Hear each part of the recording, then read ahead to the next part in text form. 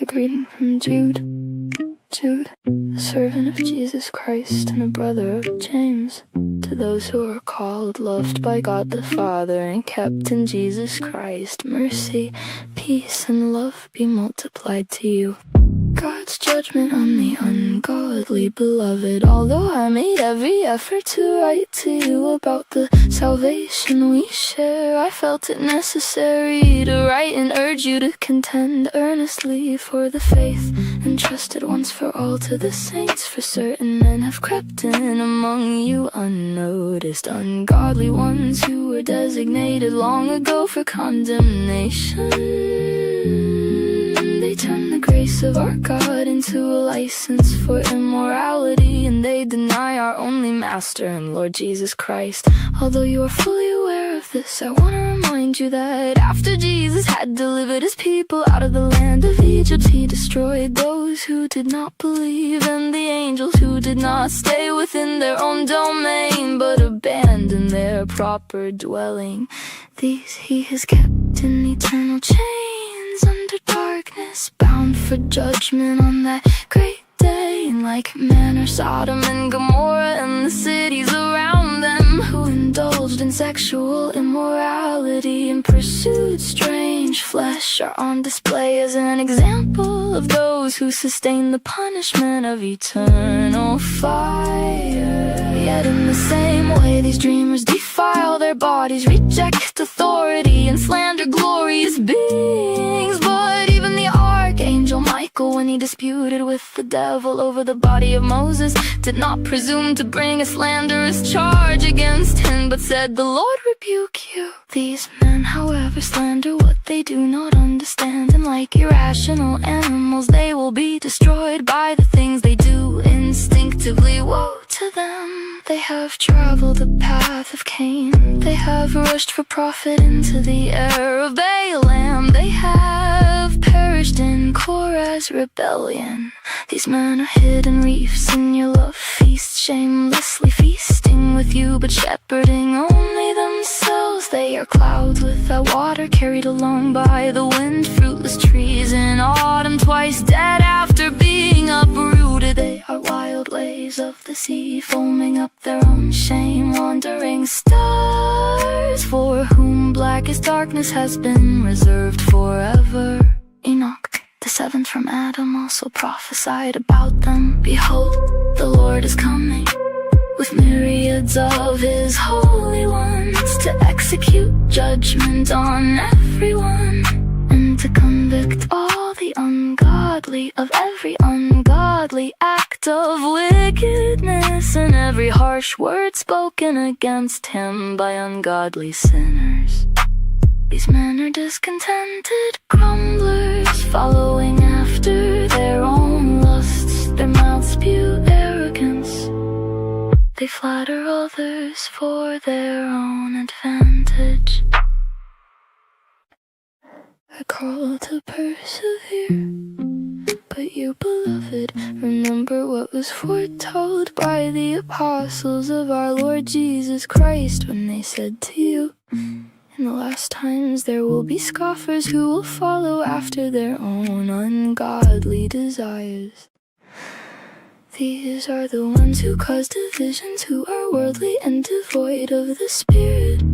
But you, beloved, by building yourselves up in your most holy faith and praying in the Holy Spirit, keep yourselves in the love of God as you await the mercy of our Lord Jesus Christ to bring you eternal life. And indeed have mercy on those who doubt, save others by snatching them from the fire, and to still others show mercy tempered with fear, hating even the clothing stained by the flesh. Doxology. Now to him who is able to keep you from stumbling, and to present you unblemished in his glorious presence with great joy, to the only God our Savior be glory, majesty, dominion, and authority through Jesus Christ our Lord, before all time and now and for all eternity. Amen.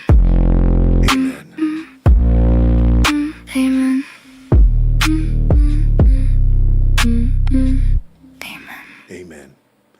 Grace and peace, everybody. We're back. And no, you did not catch your boy singing this time. I made sure. Kept that mute button on. I did not traumatize anybody. Hopefully you all had a fantastic Friday. We made it, ladies and gentlemen. It's Friday Night Lights. You saw the thumbnail. You saw the title. We got a great show planned for you today. And I have something I've never had before.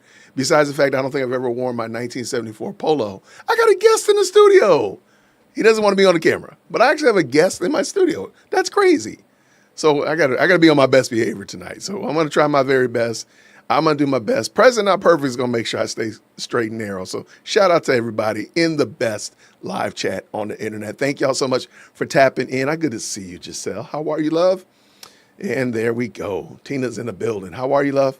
There we go. My mods are in the house. Y'all tell my mods what's up. There she is. There my favorite one is. Grace and peace to you too, Amethyst. Good to see you, love bug. Good to see you. Did I miss anybody? Did I miss you? If I missed you, please don't hold it against me. Don't hold it against your boy. I think I got everybody. Shout out to everybody. There we go. What's going on? The Eclipsed Truth. That's wild. I have Andrew on TV and went to look to see what you were doing. And he's talking about the exact same thing at the exact same time. What's their evidence? Shout out. I love it. Yeah, Andrew is he's definitely taking full advantage of this. And hey, shout out to Andrew Wilson for sure. Hey, I see you over there. What's going on? The Laura Show. How are you? Good to see you. Thank you so much for stopping by. Brandon up in here. Good to see you. There we go. Kelly in the building. How are you? All right, y'all. Okay. You all have emailed management. Y'all have text message management. You've sent smoke signals up to management. We heard you. We're going to talk about Carmelo Anthony and Lindsey Clancy. Usually on Friday Night Lights, we're just having fun, talking about nothing, having fun, talking about body cam. We'll save body cam for tomorrow for Saturday Night Live. But we are going to talk about this because it is pretty interesting, and there's a lot of things I want to hear and get your opinions on. So shout out to you all. Management has heard you. Absolutely. Management has heard you. So shout out to y'all. Thank you so much to everyone who's tapped in on this evening. And what I'm going to do very quickly is make sure. Wait, what happened over here? Shout out to the moderators. I'm sorry. We have the best live chat and y'all have the best moderators on the planet. I'm sorry. I saw somebody earlier today saying that their live stream was the best live chat. And I was like, okay, I mean, if that's what you need to make yourself feel better, keep it moving. Just keep it moving. Feel better. Absolutely. Okay. Now, let's go ahead and shift gears, everybody. Let's talk about it. This Carmelo Anthony shenanigans. I want to do something, and I don't do this often, but didn't I tell y'all there was a good reason why Carmelo Anthony did not take the stand? I told y'all all that gentleman's agreement stuff and all that legalese. I didn't know all that proper terminology, but I told you there was a reason why Carmelo Anthony did not get on that witness stand. And I told y'all, I bet you it was something about those school records. I knew it. I'm gonna have to go back and look in the crates, but I know I said there's something about them school records. They don't want y'all to hear that. That's why that trial went super fast. That's why it seemed to be very streamlined and focused on only what happened under that tent, which to me, I don't think the other stuff is germane. I don't think we even needed to know the stuff that we're going to talk about tonight, but we're going to talk about it since y'all done did it. Now we got it.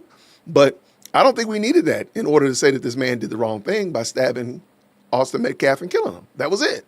But now, now you want to talk about that? Then let's talk about it. Let's talk about it. So we are going to talk about it tonight.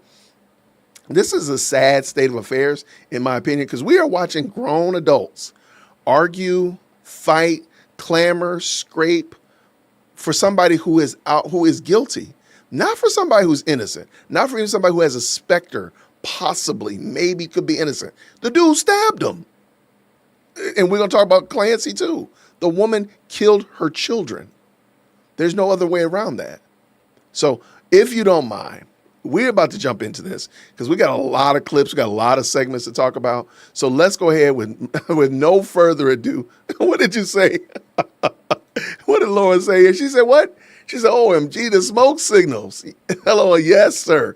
Can't help it. You're the bestie. LOL, we need your thoughts. Shout out. And I have to admit, Laura, you were the one I was thinking about. I was like, Laura, the email management, I got to make sure I respect her. And thank you so much for supporting the stream. Thank you so much. Absolutely. Let's go with no further ado. Let's pull this thing in. Ladies and gentlemen, you know how we like to do it. Green hearts in the chat when you can hear. That were withheld during Carmelo Anthony's murder trial are now coming out. Hello, everybody. I'm Heather Hayes. I'm Steve Eagers, 9 o'clock. Anthony is seeking a new trial for the 2025 stabbing death of Austin Metcalf. Anthony's attorneys argue the trial judge violated his rights by holding off-the-record conferences. And today, a chunk of the hearing focused on a so-called gentleman's agreement that governed how the trial played out. Fox 4's Amelia Jones has the latest on today's hearing. Amelia. Heather, Steve, a lot to digest in court today. We've only heard from 2 out of the 12 witnesses defense attorney Russell Wilson plans to call. Today's testimony focused on allegations of a shadow docket, off-the-record proceedings, and a disputed gentleman's agreement between the prosecution and defense.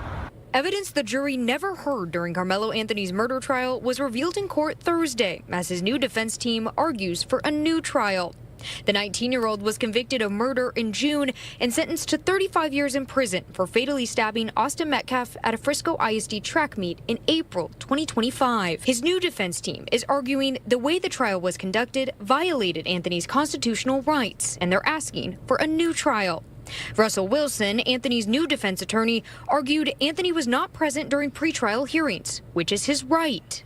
The main factor to it is everyone has a right to a public trial and to have trial that the public can watch as a constitutional right, just to make sure that things are done fairly and that people that are concerned about their community can hear what's going on. Anthony's former trial defense attorney, Mike Howard, took the stand.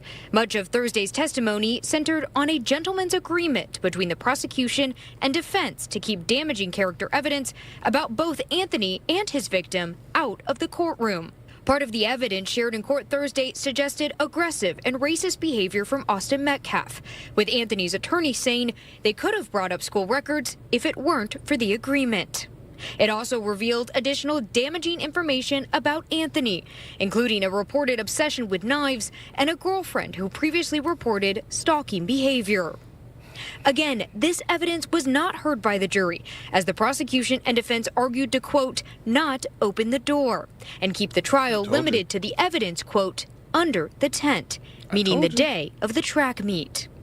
But there was a disagreement between both sides over whether this included potential testimony from Anthony himself. It led to a heated argument and yelling between the attorneys. And after this, Anthony decided not to testify, a decision Howard believes crippled his self-defense claim. It was acknowledged in court today that a verbal agreement like this takes a lot of trust between attorneys, and it is not typical in trials. However, it was done in part because of the immense attention nationally and internationally that this case has gained, and in an effort to make sure that potential jurors weren't influenced by outside information before hearing evidence. Court will resume tomorrow at 9 a.m. Toby Shook, Anthony's other trial defense attorney, is expected to take the stand. Heather, Steve. All right, Amelia, a lot of information today, and we'll look forward to tomorrow. Thank you very much. All right, and to follow tomorrow's developments, all you have to do is scan the QR. We're going to look at some of this. We'll look at this. I want to make sure if you're just tapping in, you're like, okay, what are we talking about? Jay-Witt, where do you land with this? I just want you to please make sure you write this down. My email is jwitt@jwitt.com. This is evil. This is evil.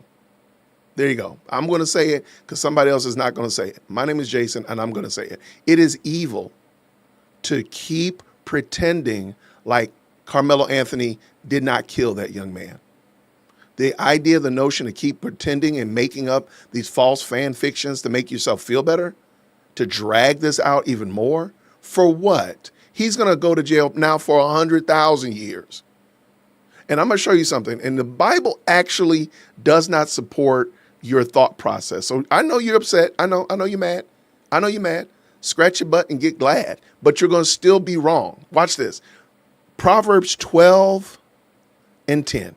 Whoever is righteous has regard for the life of his beast. but the mercy of the wicked is cruel.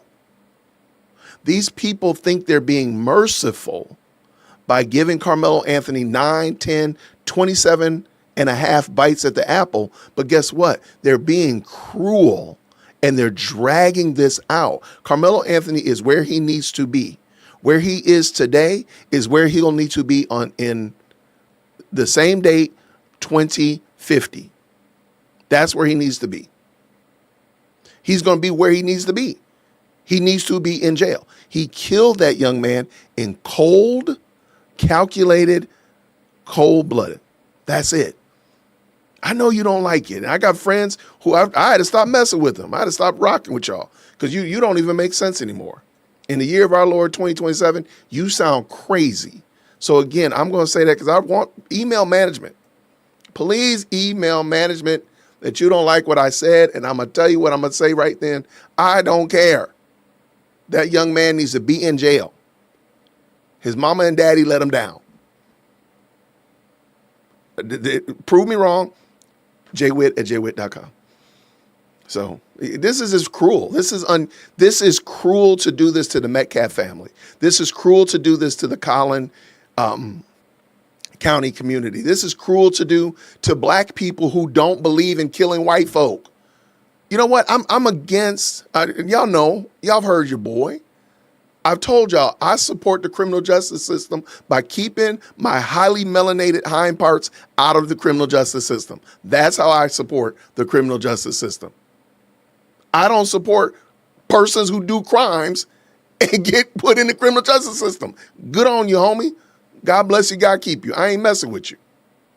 I got family members to this day. They will tell you, as sure as my name is Jason, they have been in jail and Jason will not come get them because I don't spend money. I don't work hard. The best live chat on the internet, the most electrifying comment section on the planet. I don't work here on this podcast to take money to the jail. I don't do it. So if you go to jail, the last person you better call is Jason because you stuck. You might as well go ahead and call Jesus because skip over Jason because Jesus is on the main line. Jason is not there. That's it. All right. I'm sorry. Whoever told me to watch this, I don't know. I'm going to have to fight you because I'm mad now. I'm mad. My blood pressure up. I might have to take a commercial break or something because this is just dumb. The dude is where he's supposed to be. We can sound as eloquent as we want to. Oh, the judge had a side meeting. Oh, they had a gentleman's agreement. Did he kill that boy? I'll just wait.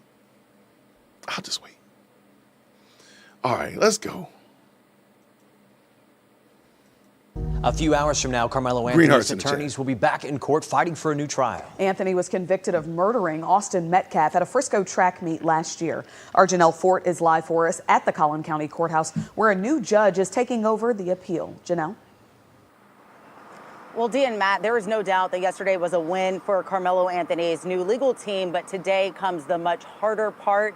They now have to convince that new judge that there were problems serious enough during that first trial that it warrants him having a new trial. So here to contextualize all of this for us this morning is our legal expert, Keith Harris. Keith, thank you so much for being here with us this morning. Good morning. I know you were in the courtroom when they made that verdict back in June. You were also in the courtroom yesterday. Can you kind of walk us through what we can expect today?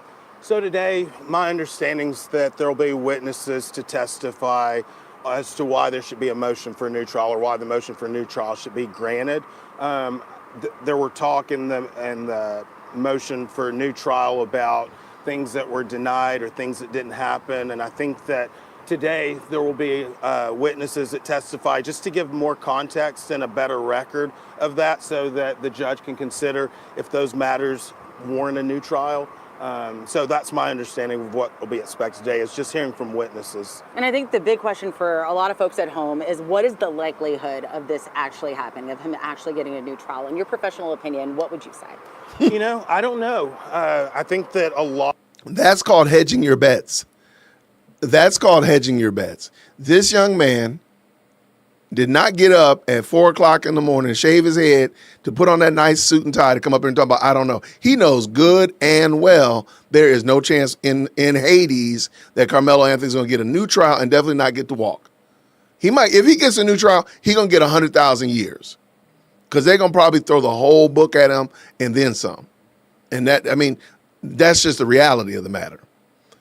Like there's no good reason. That's the thing that doesn't make sense. There is no good reason for a retrial. You got these technicalities and whatnot like that. What's going to end up happening, and I'm just going to put it out there, this judge is going to say, nope, there's nothing to see here. Let's keep it moving. They're going to take it to the appellate court. They're going to do the exact same thing, and they're going to try to take it to the Supreme Court. And again, as I told you before, the mercy of the wicked is cruel. They think they're being merciful, and they're dragging this family. They're dragging the Metcalfs, the whole community, through this foolishness for 2-3 years. Because, I mean, most of us have kind of forgotten about Carmelo Anthony's name. Let's just tell the truth, shame the devil. Let's keep it going.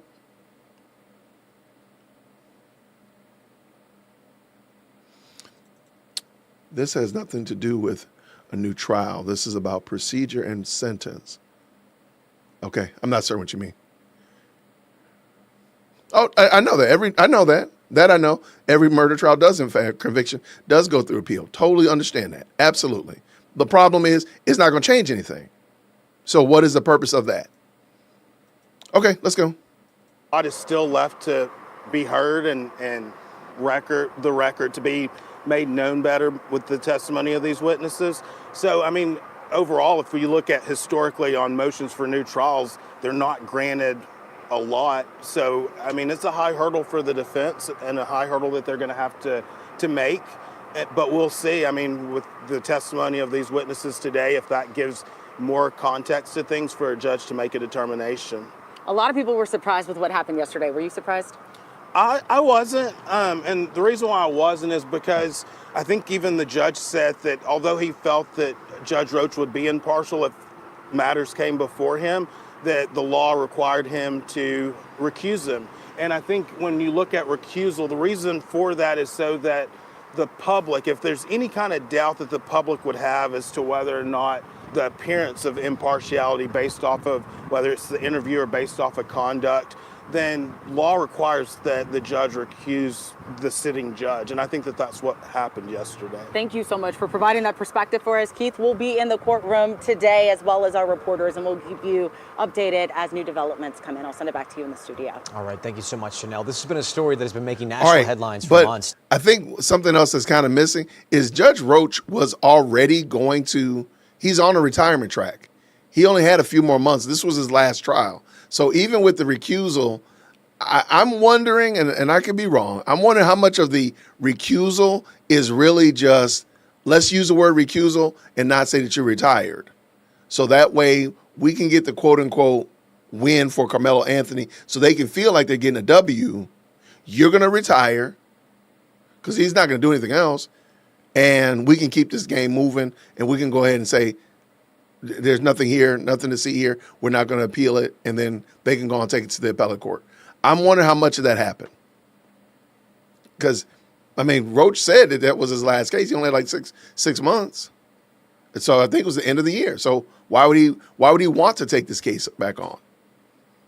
Now, of course, it was his trial. He can look at it and say he knows he did everything right. But why would he say something different? Because I do want to talk about that part too. It's going to come up in a moment. Yeah, he said in an interview he was done.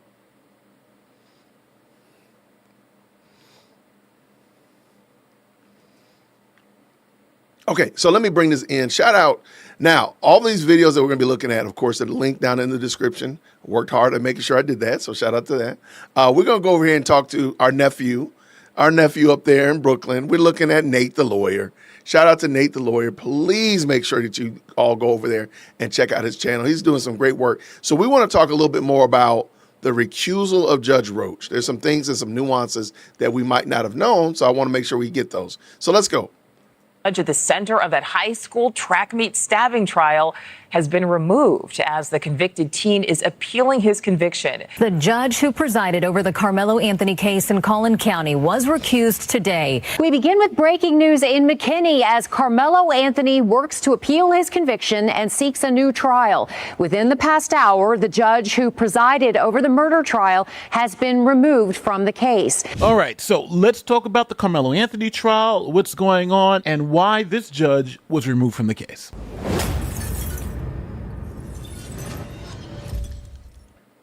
Nate got paid a bill. Every time you shop, check your email, create an account, somebody is trying to track you, scam you, or collect your personal information. That's why today's video is sponsored by Surfshark. Now, the first thing you need to know is Surfshark is more than just some VPN. Real quick, just in case, I got some new people who have tapped in.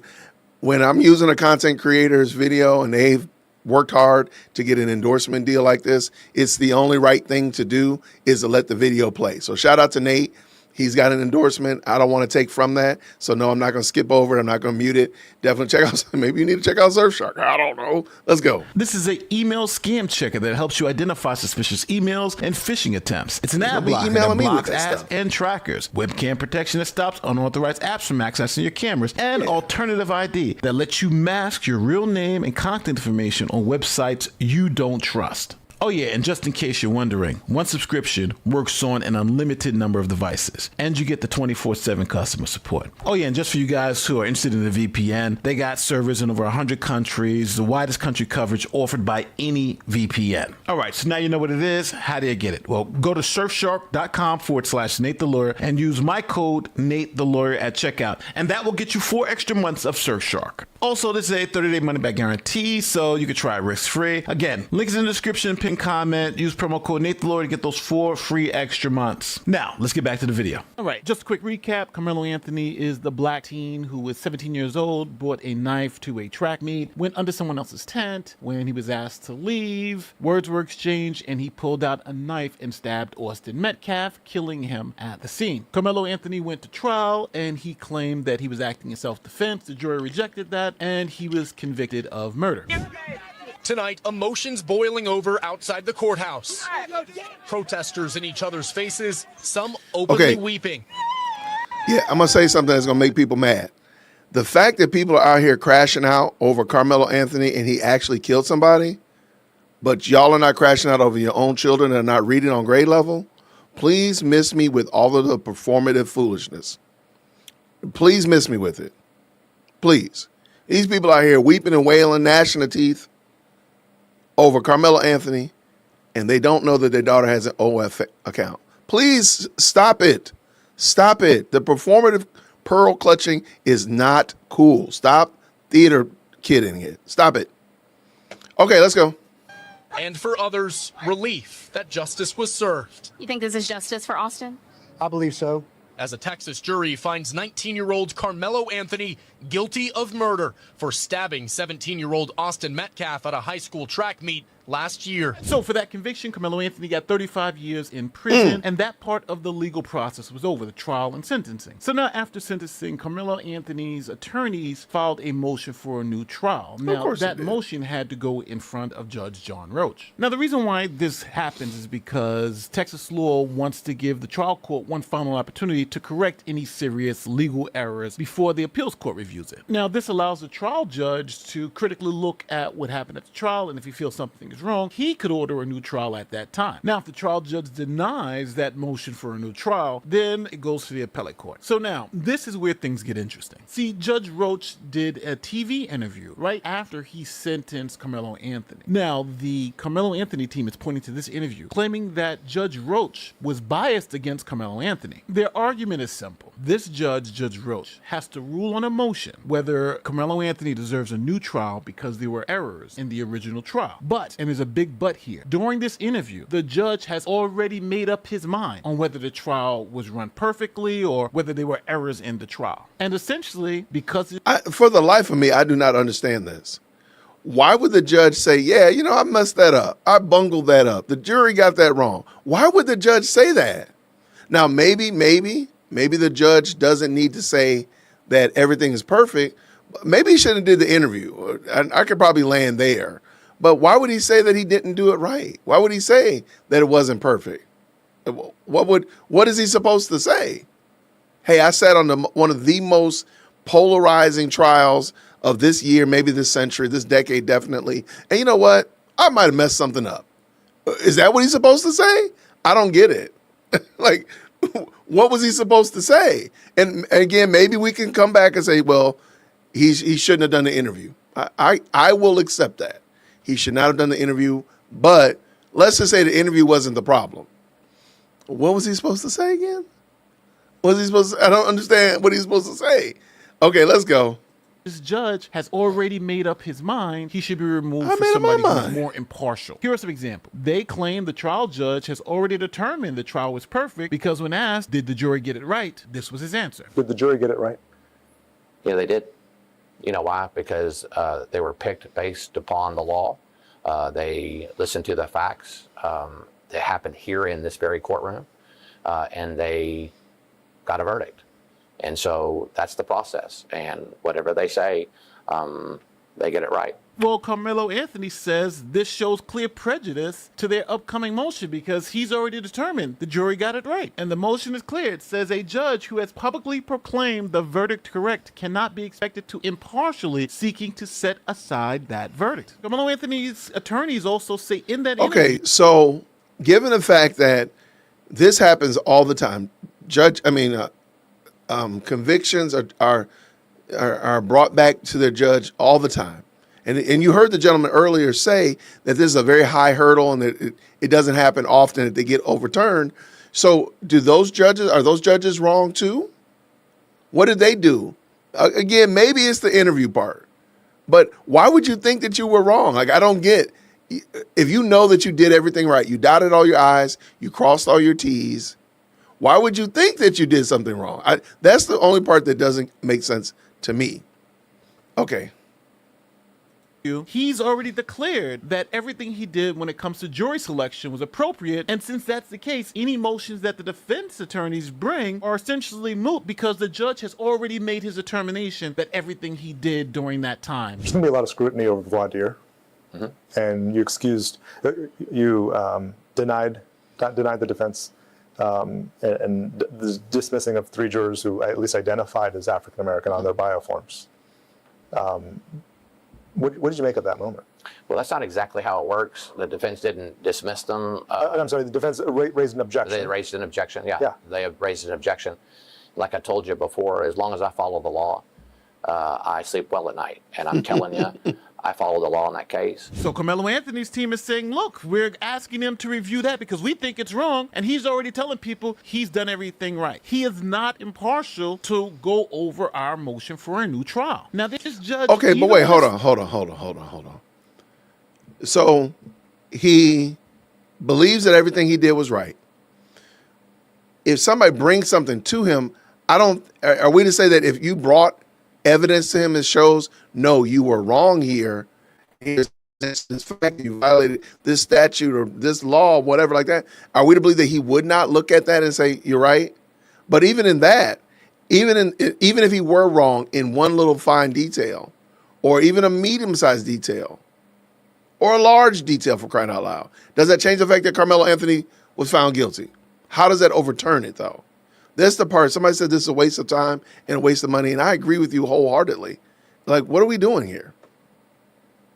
Far in this interview to claim that Carmelo Anthony committed a crime. Now, why is this bad? Because this judge is supposed to be impartial. But in the interview you just saw, he's clearly already made up his mind. And then the judge tells us how he really feels, that Carmelo Anthony committed a crime. He seems like a nice young man who committed a crime.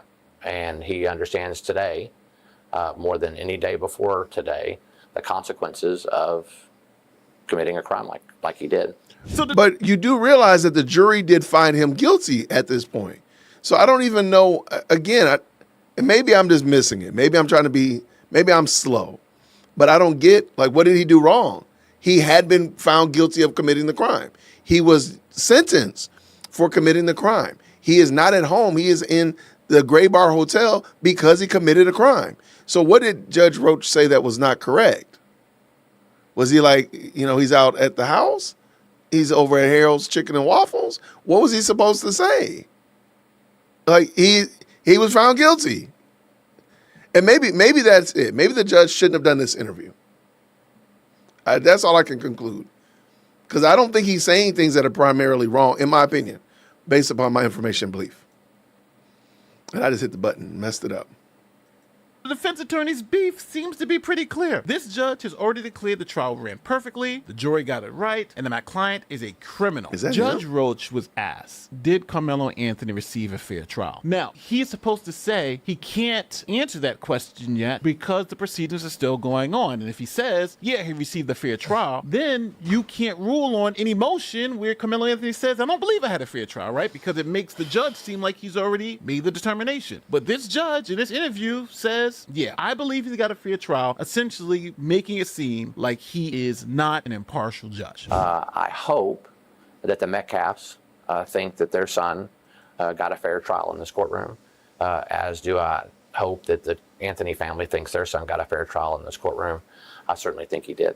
So let's just keep this simple. The Carmelo Anthony defense team is saying that Judge Roach, as you just heard, publicly has said the verdict was correct. Anthony committed a crime, the trial was fair, and his disputed rulings were legally correct. He was then expected to be impartial to decide making a ruling that the verdict or trial was legally defective. So Carmelo Anthony's legal team filed a motion to recuse the judge who had made these statements that were problematic. And remember, they didn't actually have to show the judge was biased, but that there was an appearance of impropriety, that it's possible that a reasonable person could listen to the statements the judge made and believe he already made up his mind. And if that was true, if a reasonable person can look at those statements and say, this judge already made up his mind, then the proper thing would be is to recuse that judge and have another judge who is a little bit more detached from the case look at the evidence. So with that standard in mind, the Carmelo Anthony trial judge was removed from hearing the motion on whether Carmelo Anthony deserved a new trial. A new judge will now handle Carmelo Anthony's post-conviction hearings after the judge who presided over his murder trial was recused. Judge Sid Harrell ruled today that the judge who presided over the murder trial is recused. The judge said today's decision was not based on judicial violations or canons. He did not find any, but based on a very simple test, whether an outside person could think Judge Roach could be fair and impartial. Now, the new defense team led by Russell Wilson played a video interview WFAA did with Judge Roach days after the sentencing. Judge Roach said repeatedly that he, quote, followed the law. Now, no matter what you hear in the news media, what does this really mean? What does this judge being removed from this case actually mean? Well, number one, no one accused the judge of actually being biased in the trial. They were very careful not to do that. Here is one of Carmelo Anthony's attorneys explaining it. He didn't want to accuse the judge of any formal canon violations, which is a whole separate matter. But concerning the motion for a new trial, he's no longer qualified. So just so we understand what actually happened, the judge who oversaw the trial, the next move was he was supposed to review his trial to make sure everything was good. But he made some statements that made it seem like he could not be impartial in reviewing his own procedures. So they removed him from the case and added a new judge to go over the original trial judge's work to make sure he had done everything he needed to do. Essentially, it's the second judge who's checking the first judge's work. So the next steps are both sides are going to make arguments in front of this judge. This judge is then going to review the trial and see if the first judge or if the procedures in the first case were bad enough to overturn that and order a new trial for Carmelo Anthony. If this new judge says, no, you know what, there were issues with the original trial, but we're going to let that conviction stand, then Carmelo Anthony and his team can go up to the appeals court and plead their case there. All right, so the last question I'm going to answer is this a win for Carmelo Anthony? And for that, I'm going to say yes and no. Okay, first let's start with the yes side. The reason why this is a win for Carmelo Anthony's case is because they hated this judge. They wanted to get this judge removed all the way from the beginning, and now that happened. And it's not easy to get a judge removed, but they were successful in doing that. And let's not pretend this gives them a fantastic PR win. The fact that the judge was removed because he had made these statements that seemed to suggest that he was biased toward one side is going to be a great talking point on all of the talk shows. Now, I told you why people are saying, yes, this is a win for Carmelo Anthony, but I'll tell you why this is really a no if you think about it from the procedural point. At this time, Carmelo Anthony is still a convicted felon facing 35 years in prison. And getting a trial judge to overturn a conviction is going to be extremely hard. But extremely hard doesn't mean it's impossible. So at the end of the day, essentially you've changed the referee, but you still have to play the game. So those are the facts. Let me know in the comment section how you feel. Should this judge have been recused? Do you think it's a judge's fault because he did this interview? Or do you think this is much to do about nothing? Well, we'll see how it goes. And if Carmelo Anthony gets a new trial, we'll cover that too, because I think the results are going to be the same if you gotta run this show again. But with that being said, don't forget, like, share, subscribe, do like our YouTube stuff. Let me know how you feel in the comment section. Tell me where I'm wrong, because I could be wrong. My name is Nate the Lawyer. I'm out. Shout out to Nate the Lawyer. Shout out to nephew Nate. Y'all make sure you go over there. Thank you so much to the moderators for dropping Nate the Lawyer's link in the description. It's also down in the description. I mean, in the chat, and it's also down in the description of this video. So please go check him out. Let him know we appreciate what he's doing. I don't get it. I'm gonna be honest with you. I don't see what is the benefit of dragging this out and pretending, because this is something I've noticed with all the videos we're gonna watch today. There is this overwhelming desire to pretend like reality is not reality. Like truth is not truth. Like up is not up and down is not down. We're literally buying into a narrative and a false claim that we can't determine what reality is. Carmelo Anthony killed that young man. That's it. The young lady we're about to watch her video in a moment, the Lindsay Clancy, she killed her children. Like all this other foolishness, all this other shenanigans, she murdered her children.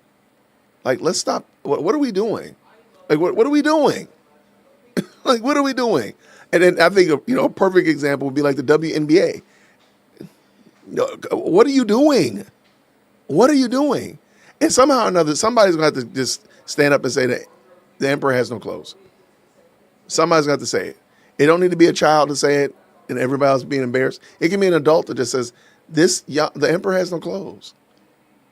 Like, what are we doing? And now we're going to watch Nate. We'll tap Nate the Lawyer again, because this is his video from today, like actually a couple hours ago, with more information about Carmelo Anthony. Like I said, they really don't want this. This is not what they want.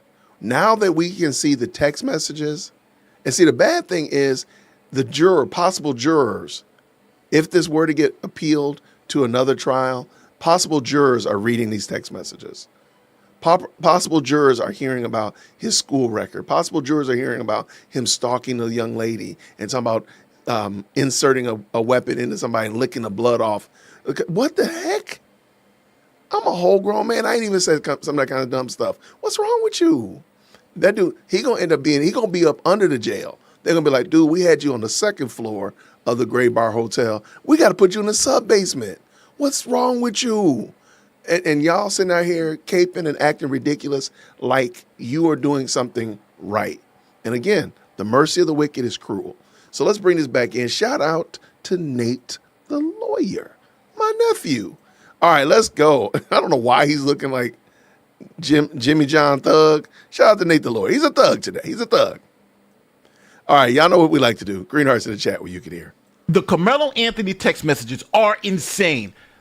Just look at some of these examples. Prosecutors say Anthony repeatedly threatened to murder his girlfriend in text messages, some of them saying, "How many bullets you want coming out of your chest?" and "I'm going to get you," expletive. He also threatened her with a knife in one message and told her in another, "When I stab somebody, I'm going to lick their blood off the blade." So he was what, 17? How old? Okay, that was October 10th, 2024. So he's 19 now. So he was 17 years old talking about stabbing somebody and licking their blood off of the knife. What are we talking about here, people? So you nasty. You nasty. You nasty. You just nasty. You just nasty. I got a new one for you. Boy, you nasty. I just want to let you know, you nasty. And you know what we say about that? I don't know where it is. Dang it. It's an evil world we live in. Let's go. He's right, you know. Let's go. There are also text messages where he admits on at least 2 occasions to punching girls in the face. In a text conversation with a friend in 2023, prosecutors have messages from Anthony where he wrote, "I'm shoot the school up tomorrow." In 2024. Let's go ahead. Let's go ahead and get him another trial. He needs another trial. Absolutely. He needs another trial to figure out what subfloor they're going to put him in in the Gray Bar Hotel? Is he going to be in the level 5, or are we going all the way to level 9? Like, where? That's the only question y'all need to be asking. That's it. And this, I told y'all. I'm going to try not to break my arm, patting myself on the back, but I told y'all there was something with his school records that they did not want out. Now we know what it is. And this, I didn't have a clue it was this bad. Prosecutors say Anthony even attempted to assault a teacher. You gotta see this to believe it. Shout out to the teachers.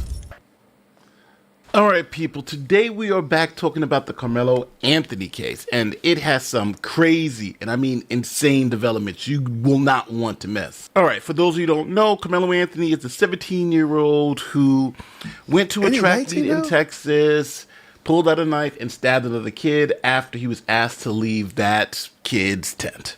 The other kid's name was Austin Metcalf. It became a whole racially charged thing. And eventually he went to trial and was convicted of murder and is doing 35 years in prison. Let me interrupt you. The verdict is in. It is 35 years is the sentence, not under passion. 35-year sentence for Carmelo Anthony, eligible for... And I want y'all to find every last one of these ne'er-do-wells when he gets 100,000 years and gets put on the the negative 19th floor of the Gray Bar Hotel. I want to make sure they're looking just like this. You big dummies. Y'all sitting here caping for somebody who killed somebody. That's the reason nobody takes us seriously. That's the reason why people do not take black people seriously. Because we will sit here and crash out over a criminal, somebody who's killed somebody, but you won't take yourself to the PTA meeting. But you won't sit down and read with little Johnny, little Sally, little Ray Ray, or little Tyrone over the weekend. You won't do that, but you'll crash out over Carmelo Anthony. My name is Jason, jwitt at jwitt.com. I don't care. Parole. That's why I don't take us seriously. Serving half of that time. Now, this became a huge, ridiculous issue about race because Carmelo Anthony happened to be black, the person he stabbed was white, and it became them glasses are distracting this whole race Why them issue. glasses so cool? Y'all let Nate know them glasses are so cool. Why are you so cool, Nate? Why are you so cool, man? Which was ridiculous. So where we at now? Well, Carmelo Anthony asked that the original judge, the trial judge, be removed because they said that he had some biases against Carmelo Anthony that he had expressed during an interview. Another judge agreed with that, so Carmelo Anthony's original judge was removed, and now a new judge is looking over the case to determine if Carmelo Anthony should be granted a new trial.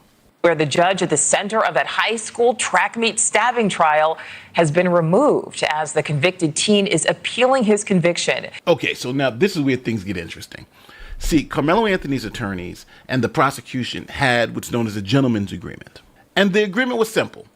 No past bad acts about Carmelo Anthony or the victim, Austin Metcalf, could be brought up during the trial because it would just muddy everything up.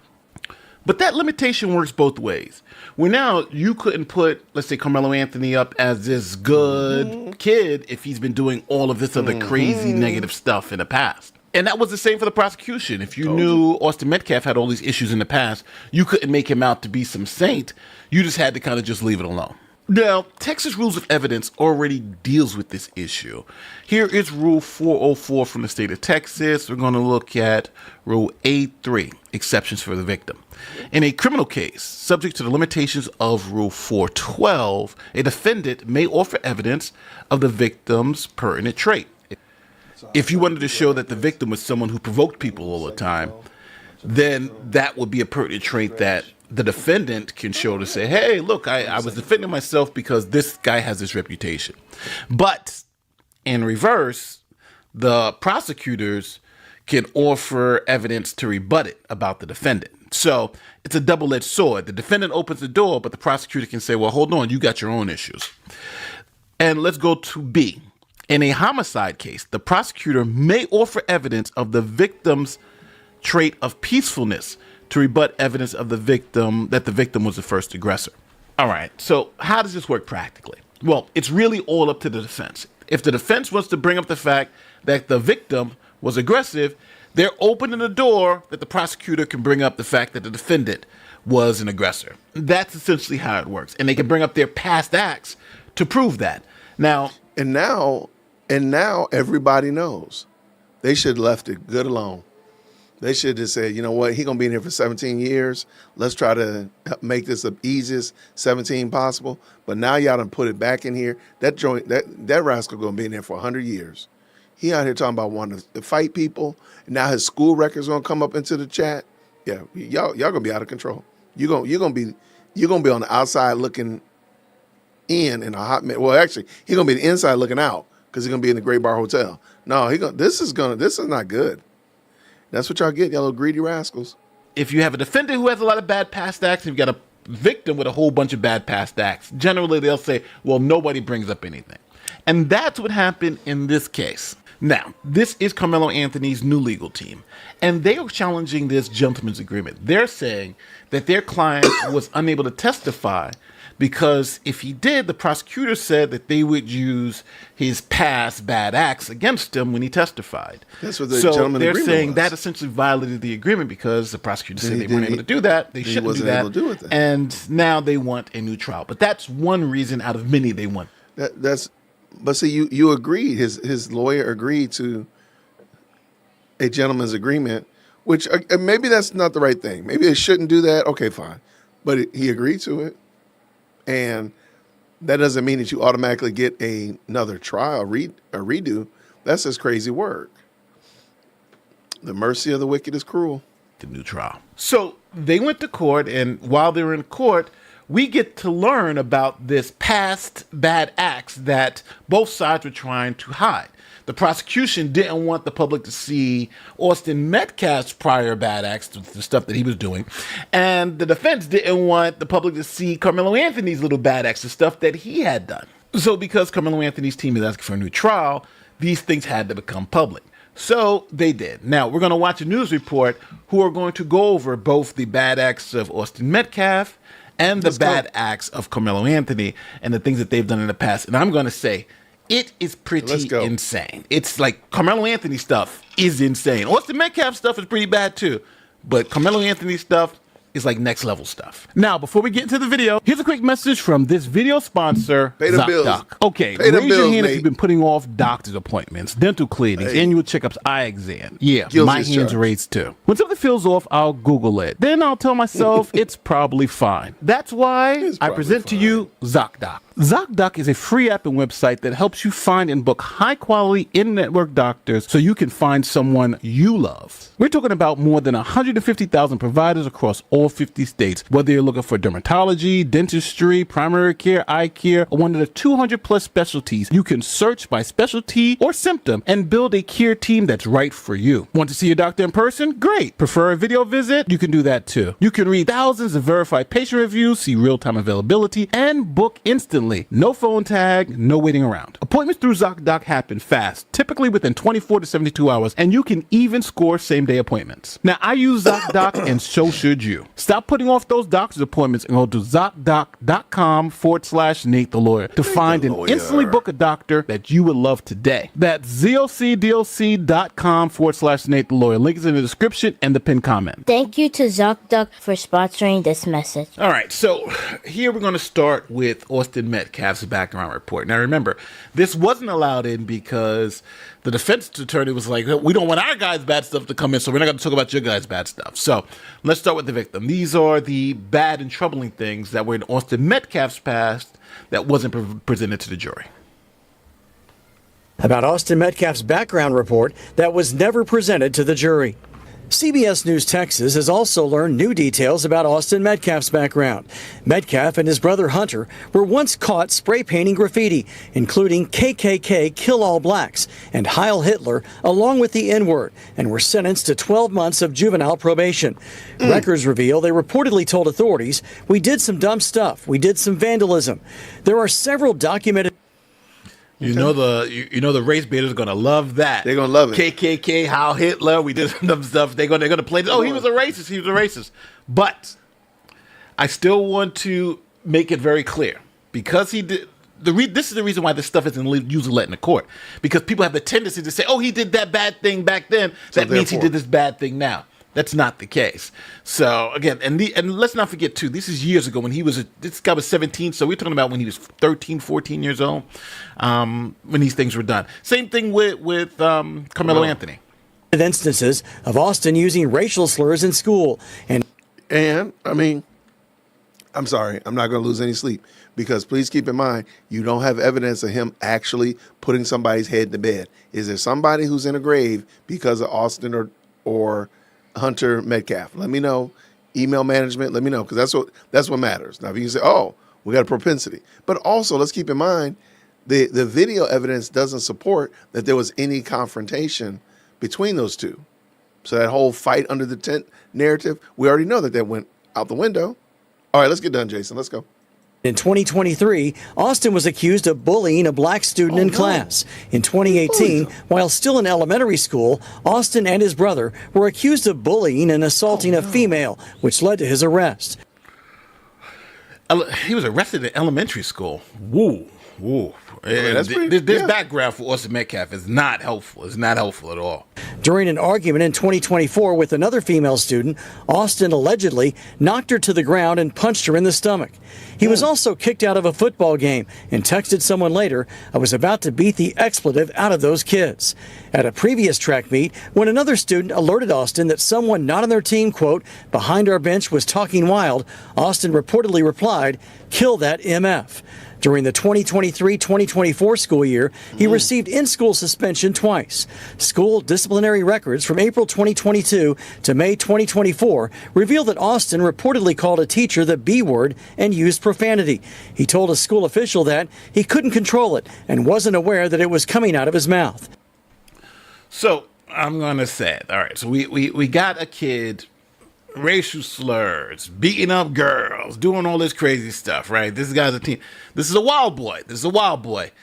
So now we're getting some, he's aggressive. Now, if the defense put this up, this would have maybe been like, this guy who we're talking about was pretty aggressive, right? This guy's pretty aggressive.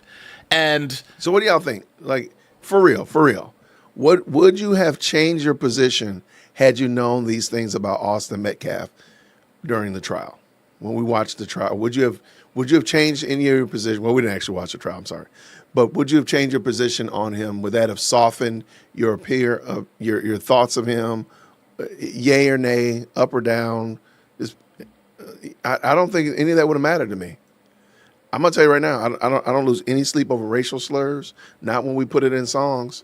Not until, so save all that electronic pearl clutching. Save all that stuff for somebody who cares. When we put it in songs and we make it part of a vernacular and a way of speak, and somebody else says it, how do I know he wasn't singing a rap song? How do you know that? See, I'm not gonna lose any sleep over it. Nope. Now, again, the physical violence, okay, absolutely. That's not good by any means and measures. I just don't know if calling a teacher a B or punching a girl on the ground, if that justified stabbing him in the heart. Let me just make that correlation. I just don't want to make a big logic jump. How does him doing that and him getting stabbed in the heart go together? Make that make sense. I'll wait. Shout out to y'all. Thank y'all so much, everybody who popped in. Let's go. All right. Carmelo Anthony had a reason to be fearful of this guy. Look at this past stuff. He's punching his girlfriend in the stomach. But we haven't got to the other side yet, because you think this is bad. We haven't got to the other side. I've seen this already. We've got the other side is even more insane than this. This white boy is insane. But Carmelo Anthony, his stuff is even more insane. So I see why they made that deal up pretty good. But just imagine, with all of this that we're showing you, Carmelo Anthony was the one even more afraid to let his stuff come out. This is horrible. Now, and I would say this. If Carmelo Anthony was the sweet, gifted, preacher's kid that they were trying to make him out to be, this would have came in. And I think he would have had a better chance at his trial if it did. In 2024, on at least 5 occasions, Austin saw a counselor regarding his anger and rage during a football game. In 2021, he got banned from attending basketball games for a season after yelling profanity at a player. Metcalf also got suspended after he and another student were talking about bringing a gun to school the following day. But the never-before-released detail... So that's Austin Metcalf. Okay, so And somebody asked a question. I think that's a great question. So how would Austin's bad deeds have been in Carmelo Anthony's mind and said, well, this guy, he deserves to be put to sleep for eternity because he's done all these other bad things? How would he have known that? He wouldn't. So what are we doing? Like, again, I think the way the trial went was perfect. I'm fine with the way it went. But now, guess what? We're going to find out a whole bunch of dirt about Carmelo. And this is because y'all, the mercy of the wicked is cruel. Y'all thought you were doing something kind by doing this. And y'all, all you're doing is dragging this man. He going to be on the negative 19th floor of the Great Bar Hotel. Let's go. And at last, they were told about bringing a gun to school, but that don't seem to materialize. He was suspended. He got a lot. But I got to say this, too. Some of that stuff was kind of like boys will be boys type stuff. Some of that stuff was like, yo, you kind of a little wild. But we also got to understand who we're talking about. We're talking about a teen, preteen, that type of thing. So we have to also look at it in that lens. And we're talking about all this stuff. So the incident happened when they were 17. So all this stuff happened before they were 17. So we're talking about 16, 15, 14, elementary school, for instance. So understand that in that code. So now that's some damning evidence. And I think if that came out during trial, it does make you think like, oh, this kid may have had something on his shoulder. The argument of him attacking Carmelo Anthony seems more plausible after hearing that. But the evidence doesn't show it, though. That's the only thing. Now, if we didn't have the video evidence, maybe I could maybe be swayed if we didn't have the video evidence. The video evidence doesn't support that he attacked him. Therein is the problem. But let us continue. But you've only heard one side of the story. Let's see the other. Let's see the other side. Of Anthony's early years in Louisiana up to the day of his arrest for murder are also disturbing. On the day that Carmelo Anthony would fatally stab Austin Metcalf, prosecutors say he sent this text message at 1 a.m., which said, quote, "I'm low-key on the verge," and then emphasized it. Later in the morning, on April 2nd, 2025, and hours before Anthony would kill Metcalf with a knife at a high school track meet, prosecutors say Anthony's girlfriend reported to a Centennial High School staff member that Anthony was engaging in stalking behavior, to include but not limited to driving by her home and refusing to allow her to end their relationship. Also in the... Okay, so, he can't let an ex-girlfriend go. He said he's on the verge, Well, it seems like... what, though? I'm not sure if that on the verge message was related to him trying to hurt somebody or his thing with his girlfriend, because he was breaking up with his girlfriend at the time. So I just don't know. And that shows me, she's like, hey, he's stalking me. He won't let me go. So... A 75-page filing. Prosecutors say Anthony had previously been accused of stealing his girlfriend's phone, and in October 2024 wrote a to-do list for his girlfriend about how to deal with, quote, weirdos, which included the line, "Say some slick, like my boyfriend kill people." I don't know. That's kind of like a nothing thing to me. Like, okay, this stuff isn't arising to where if we stopped right now and I'm Carmelo Anthony, I'm like, yeah, put my stuff in and put his stuff in. His stuff is a lot worse than, but again, we just... Yeah, shout out for sure. Hey, by the way, y'all, we got Lauren in the... Shout out. We got Lauren in the building. Shout out to you, Lauren. This is a young lady that we actually looked at her video earlier about Candace, and we're actually going to look at her video today about Lindsay Clancy. Shout out. If you would like to, Lauren, you're more than welcome. I'll drop the link for you. You're welcome to hop on. I think I told you that in the message earlier today. I'll drop the link right here. You're more than welcome. I'd love to have you come on, and we can... I'm going to finish up with Nate the lawyer, and then we'll look at your video. But if you're welcome, if you're available, Lauren, you're more than welcome. Okay, let's bring Nate back up in here. Nate, get back up in here, man. Let's go. Started with this. There's a lot more to this video. There are also text messages where he admits on at least 2 occasions to punching girls in the face. So now we have this equal thing, right? We got Metcalf, who the one girl he punched in the stomach and was suspended. This guy, he's saying he's punching girls in the face. So now we have 2 people who seem to have aggressive tendencies here. Prosecutors also found text messages from 2021 between Anthony and another student about robbing someone. 2021. So we're in 2026 right now, and he's 19. So we're talking, what, he was like 14?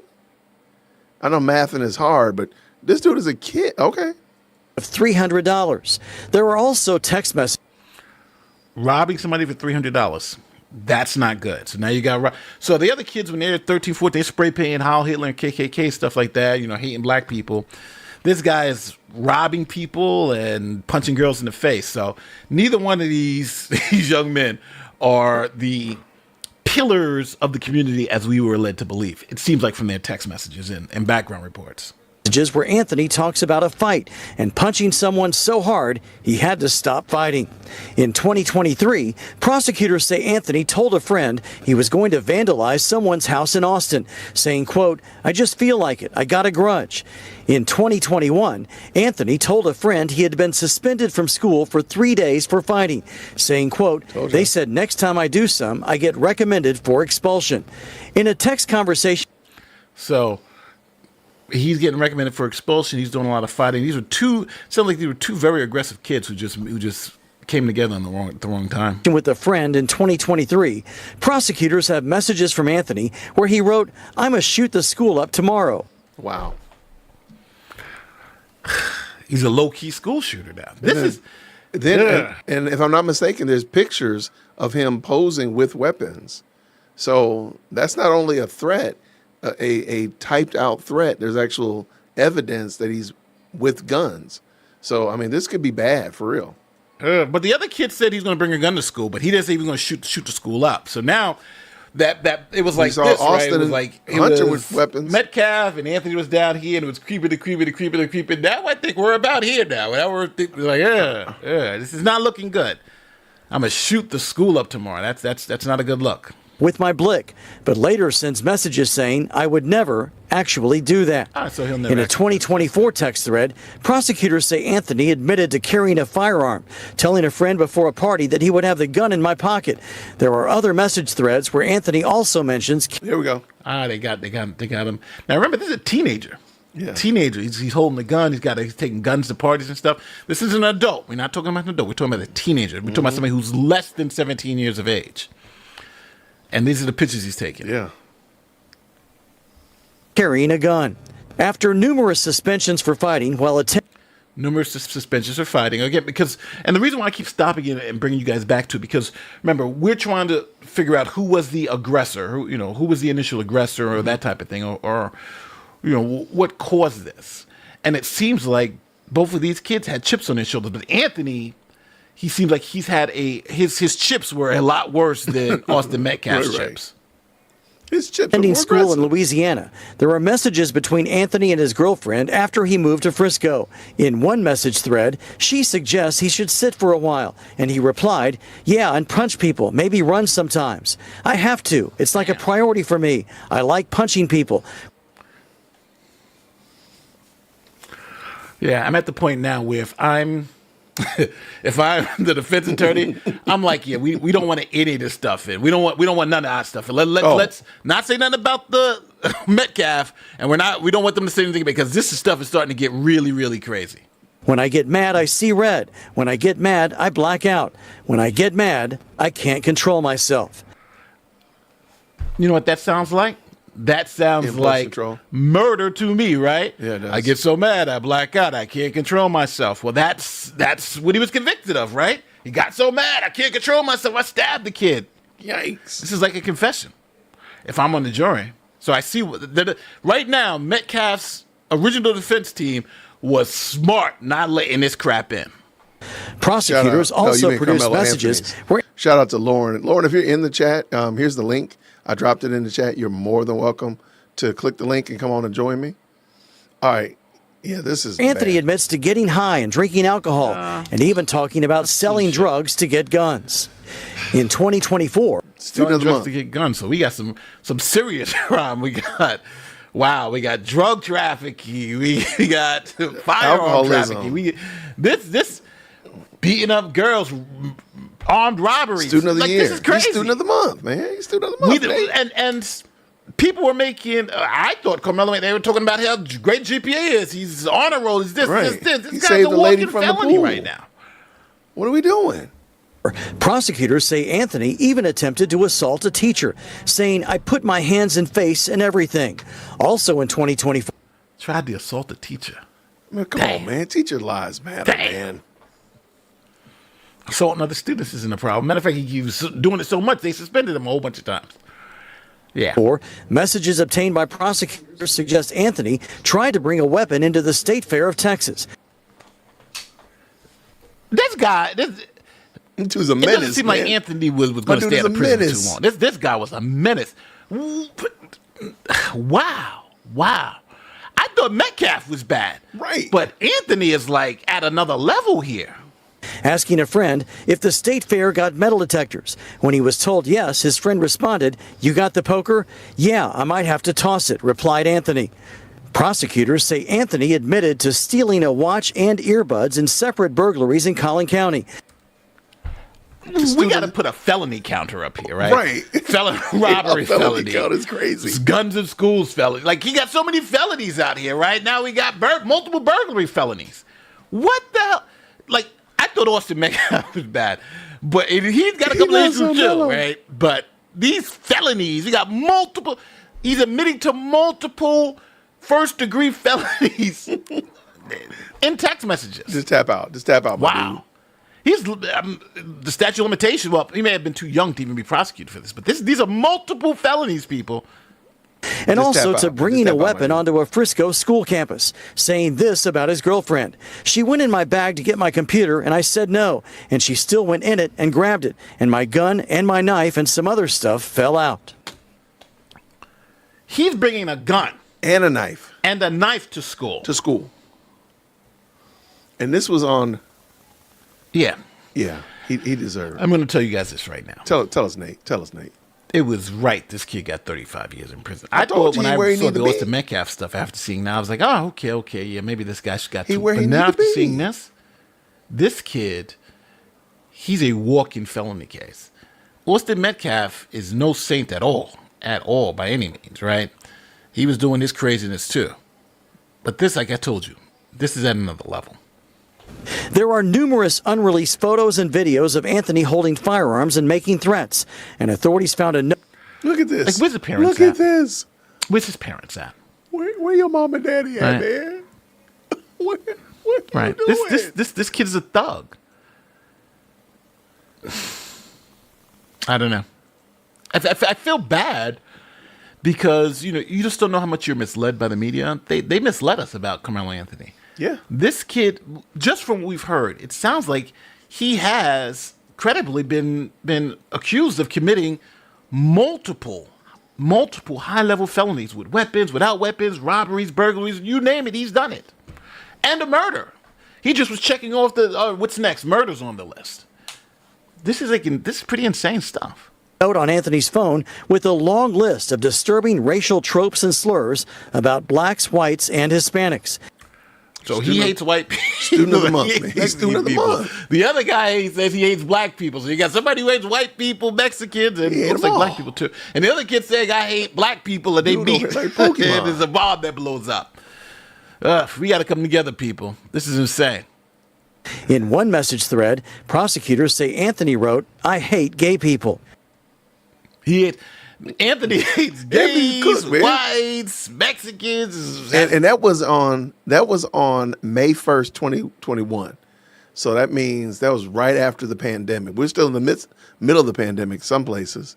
So that was what? So he's about, if he's 19 now, so he's like 14 years old. Like everybody catches strays. This dude, okay. But they out there crashing out for this guy. Okay. The issue with black people too. The other kid just hates black people, which is bad enough. But Anthony said, well, hold my beer. I hate everybody. Blacks, gays, you name it. I hate them. Wow. He hate them all. Prosecutors say Anthony repeatedly There's more. But wait, threatened to murder his girlfriend in text messages. Come on. He's threatening to murder his girlfriend now. I know that dad He's glad that boy threatening gone. to murder his girlfriend. That dad is glad that boy is away from his daughter. I'm telling How many you. bullets you want coming out of your chest? And this is a guy who's armed all the time. This is not a threat you just like not take serious, right? Guns is dropping out his bag, guns and knives, and we in school. Come on, Nate. And I'm his girlfriend. He talking about how many bullets I want in my crazy, chest. man. Yeah. Oh my gosh. Some of them saying, how many bullets you want coming out of your chest, and I'm going to get you expletive. No, that says, I'm going to beat you. Yeah. I'm going to beat you. I'm going to get you. I'm going to beat you. I ain't going to get you, That's sucker. I'm going to beat He you. misread that. We caught that. He also threatened her with a knife in one message and told her in another, when I stab somebody, I'm going to lick their blood off the blade. That's going to have to be the thumbnail for this. I want you to see that. Like that. Hold on. Let me grab my screenshot. Y'all know my screenshot game is pretty solid. I get some good screenshots. I'm going to have to make that the thumbnail because I really want y'all to realize y'all crashing out for this guy. Y'all out here protesting. Give me the big screen. Y'all out here crashing out in the year of our Lord, using your free will to protest for somebody that said, when I stab somebody, I'm going to lick their blood off the blade. Y'all the reason why we can't have nice things. Y'all the reasons. Whoever out here crashing out for Carmelo Anthony, that's exactly why aliens won't talk to us. Because they look at us and say, y'all too stupid. Y'all keep doing what y'all doing. Y'all, this is just dumb. You just cannot make this stuff up. What do you say? It's the reason why they call it demon time. I mean, come on. Goodness gracious alive. So I just want to say, can you imagine if we had heard this stuff back whenever the trial was going on? What was that? May or whenever it was. Can you imagine if we heard this? This is crazy. And people crashing out for him. Y'all make it make sense. There she goes. A biblical worldview is in the building. What's going on, friend? We can't have nice things. We can't because we misuse them, and that's the problem. That's why Luther said we're in the bondage of the will. We can't choose right. We can't choose right because we're broken. We cannot choose right. We use our free will to do dumb stuff like this. My name's Jason. Email management, jwitt@jwitt.com. I still don't care. Let's go. Nate, what we got, brother? Wow. Wow. Oh, my gosh. Wow. All right. Yeah, tap So, out. I'm going to say it. I'm going to say it. Say it, man. Say it. If I was a defense attorney for Carmelo Anthony, I'd say I'm not letting none of that come in. His package of stuff is so damning that I think he would have gotten more time in prison. Amen. Amen. Because don't forget, he could have said, hey, look how bad the white boy is. Look how bad Metcalf is. Yeah, but he's not here. But Metcalf's, the prosecutor said, okay, well, let's look how bad you are. Yep, he toes up, man. Carmelo Anthony was a walk-in felony. A walk-in felony. And again, this was before he was 17 at the stabbing. So all this came before that. Yeah. 16, 14, 15. He's doing all this, taking guns to school, robbing people. Like, it's crazy, the amount of stuff he's threatening to kill and stab his girlfriend and threatening to shoot her up and all this other stuff. Trying to take guns into state fairs. His parents failed him. And all that stuff about him being some good, honest captain of the football team, captain this, captain this, captain this. He's the captain of the criminals. It's all bull. This was a thug. He's the captain of the criminals. To be fair, too, we were sold a whole bunch of lies about the Metcalfs, too. Let's not pretend. We were sold a whole bunch of lies. But the lies for Carmelo Anthony, they sold us a boat full of lies, right? Where one is a truck full of lies. They said, no, we're going to go up. We're going to send you a boat. This is a cruise ship of lies. Everything bad that Metcalf did, Carmelo Anthony did, plus on top of that more stuff. So, I don't know. Let me know how you feel in the comment section. The question I would like to ask you guys, if you were Carmelo Anthony's attorneys, I would you quit. know that you Take can the bring money this and stuff up. You can say, look at Metcalf's record. But they're going to be able to bring your stuff up. Ooh, goodness. Would you take that chance? Would you allow your stuff to come in? And would that help you during the trial? I think this would actually hurt Carmelo Anthony. I think the judge in the new trial looking at this would say it was actually a good thing. They weren't able to bring out the bad stuff on Carmelo Anthony. Now it's out. Because when you compare them, you're really looking at Carmelo Anthony being, it's just too prejudicial against Carmelo Anthony. It's just too much. That's what I think. But let me know how you feel in the comment section. Don't forget, like, subscribe to like our YouTube stuff. My name is Nate the Lawyer. Peace. Shout out, y'all. Shout out.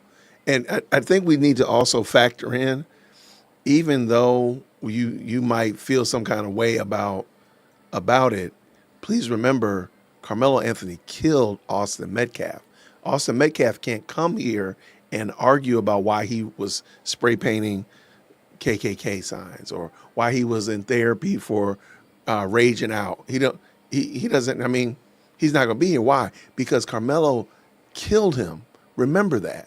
That's the part you can't get. You're not going to beat those charges, and he ain't going to beat these charges either. I don't even know what the purpose of this is. Now that we know this damning stuff about him, bro, you might as well. Carmelo probably telling him, he's trying to call them from the jail phone in the jail saying, man, leave me alone. I'm stuck in here. I'm in here with Diddy. We just doing the thing that we doing. Like, what are you doing? Now you're going to drag that man, now you're going to drag all of Carmelo's foolishness out there in the front yard and everybody going to see his dirty draws. And guess what? He going to still be in jail. Shout out to the best live chat on the internet. Thank y'all so much. Y'all, I got to cleanse my palate. I got to cleanse my palate. That thing right there. Because the next video, shout out to Lauren Francis.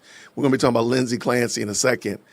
This right here, I don't know about his, let me see real quick. I don't know about Austin's past. It's not relevant. Right. It doesn't matter. I don't even understand why we're doing this. Like that part always befuddles me. When we always bring in victims' history and try to come up with these fan fiction side quests, what's the purpose of that? Isn't somebody dead? Now, if you had evidence that Austin came in there and was dragging and beating up Carmelo and Carmelo fought him off, maybe we can have a different conversation. Maybe we could have a different conversation. But at this moment, what's that matter? I'm just waiting for somebody to explain. And this is the thing I keep saying. Black people who do this, that's why they don't take us seriously. That's why other people groups look at us and think that we're a joke. That's why we're the literal boy that cried wolf. They look at us and think we're a joke. Because then you get in your feelings when somebody uses the N-word, but when I see my homie, I call him the N-word. You get all up in your feelings about a white person saying some negative pejorative, but I use the same negative pejorative when I see my wife and her friends. Like, what are you doing? We are nothing if we're not full of double standards. We have no standards if we're not double standard. There you go. That's it. It is what it is. My name is Jason, jwitt at jwitt.com. If you got a problem, I got all night tonight, matter of fact. I do have a guest in the studio. He's not traumatized yet. I ain't traumatized him yet. But I got a guest in the studio tonight. Shout out. Never had a guest in my studio. But hey, I got all night tonight. If you got a problem with me, jwitt at jwitt.com, you can come on the stream tonight and tell me how crazy I am. I don't care. But you know what we're going to do? We are going to clean the palate. We got to clean the palate. We got to get a palate cleanse. Oh, you sent me something? I got one. I got a good one. This one, I think you'll like this one. This one is something. This is the most Atlanta thing you're going to see today. If you don't live in Atlanta, you're going to get a taste of Atlanta right here. I think this is probably the most Atlanta thing you're going to see in the chat. You know what? Tell me where y'all from real quick while I'm getting it queued up. I'm stalling. Put where you are. Where are you from in the chat? You can put your state or you can put your city and state, whatever it may be. Shout out to y'all. What's my daughter talking about? Y'all know President Firstborn absolutely loves. Oh my gosh. President Firstborn really wants me to believe that she loves me. I think she does. I think she likes me.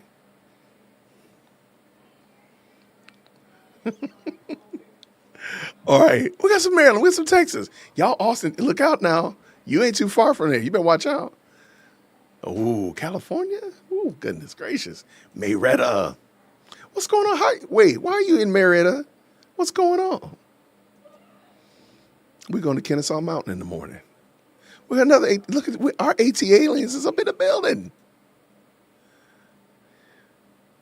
Oh, that's going to be good. Yeah, I'm waiting to hear what Dennis got to say about it for sure. All right, so all right, this is a very non-serious palate cleanse just to kind of get our minds free. Okay, so this is probably the most Atlanta thing you're going to see today, I promise you. Had so many people reaching out like, how can I get one? I'm tired of spending all this money on gas. So I'm like, okay, hold on, guys. It's still a go-kart at the end of the day. But I've definitely had a lot of people reaching out trying to beat gas prices. Last time we spoke to Soda, he was saving gas riding around in his souped-up Barbie go-kart. Well, $1 gets you like 15 to 50 miles or something like that. 50 to depending on 50 is your weight, crazy. how much you're on the throttle. So I think a lot of people are interested in that. In order to spread the joy, Sona's been selling customized versions of the car to who's ever willing to buy. This one's for a kid who wants to ride in style. This is the Power Wheels Jeep. She wanted a pink one, so I found the pink one. It has the function. There is nothing on this planet that screams, I am in Atlanta, more than what we're looking at right here. Ladies and gentlemen, this is the most Atlanta thing. And the dude is talking about driving this on the street. Bruh, what is wrong with you, man? You cannot drive that on the street. You cannot. I can tell you emphatically with my whole chest, they are waiting to arrest you. They are waiting to arrest you. Unless you're close to the Atlanta Beltline or something like that, one of those kind of people mover paths, maybe you can get away with it there. If you take that thing on the sidewalk, my man, you're going down Peachtree if you want to. You and your little, I don't know if that even goes to car jail. Will that go to car jail? I don't even know. Oh my gosh, that's so Atlanta. Functioning trunk, has the functioning doors. Try to give her everything like Barbie has, except not the Barbie car. That's a top speed of around 20 miles an hour. As far as if it's street legal, Sona says it all depends. You gotta know it doesn't where you're depend. riding. It's wrong. You got to know how to ride and everything like that. Don't put these on the highway. Know the laws around your city, of course. I just thought that was funny. I'm like, that is hilarious. And that was on our local news here, man. I'm sorry. That is the most Atlanta thing you're going to see today. All right, y'all. Oh, my gosh. Did Lauren want to come on? Let me check real quick. Did Lauren shoot me an email? She did not. Okay, I did get your palate cleanse, and we might do that at the end. Okay. So, y'all, this story about this Lindsay Clancy thing, this is very disturbing. I mean, we can laugh about certain things, but this is disturbing because these are whole bona fide grown women that are crashing out for this woman. And they are mothers. They have children that are in their care. And this is just a crazy story, y'all. This is disturbing. The Carmelo Anthony case is not much better. Let me tell the truth, shame the devil. But this is disturbing that people are honestly looking at this woman as a victim. They're looking at this woman as not one who's carried out probably the most egregious crime you can imagine, strangling your own children. Like, what is wrong with you? And so shout out to Lauren Francis. She did an excellent job dissecting this, and I just want to give her roses. This is great. So let me bring it in. If she's in the chat, I'll drop the link again. If you're in the chat, you want to jump on, Lauren, I'd be happy to have you come on and chat it up a little bit. There's the link right there for you, Lauren. But let's do, with no further ado, green hearts in the chat when you can hear. All right, let's go. This is just sad. So I'm calling for an official ban on white liberal women thinking and feeling, just until we could sort all of this out. I'm sorry, you guys, you tried your best. It's just not working out. No, because do you want to know why so many women are rallying behind Lindsay Clancy right now? Do you want to know why so many women and so many mothers are standing up for her right now? You know why? I know why. Ooh, call me. Call the black guy in the back of the class. Okay, here it is. Because you're sinners and you're lost in your sins and transgressions. You're dead in your sins and transgressions. That's why. There you go. I figured it out for you. I got it solved. Right now, because we see pieces of... I just cannot stand this performative BS. She's trying so hard to convey passion and expression. And it's just... ourselves in her. We see the efforts she made to get help. How she still tried. She still tried. She tried. But see, shout out for sure. I do believe that there are certain things, postpartum. And again, I'm not making light of it. I hope you do not hear what I'm not saying. I'm not making light of real bona fide issues. What I am saying, however, is taking said bona fide issue, said problem, said hormonal imbalance, said postpartum, whatever, and using your own free will to put your hands around your neck or a rope around the neck of 3 defenseless, innocent children and snuffing their life out, I'm sorry. You're not going to get postpartum.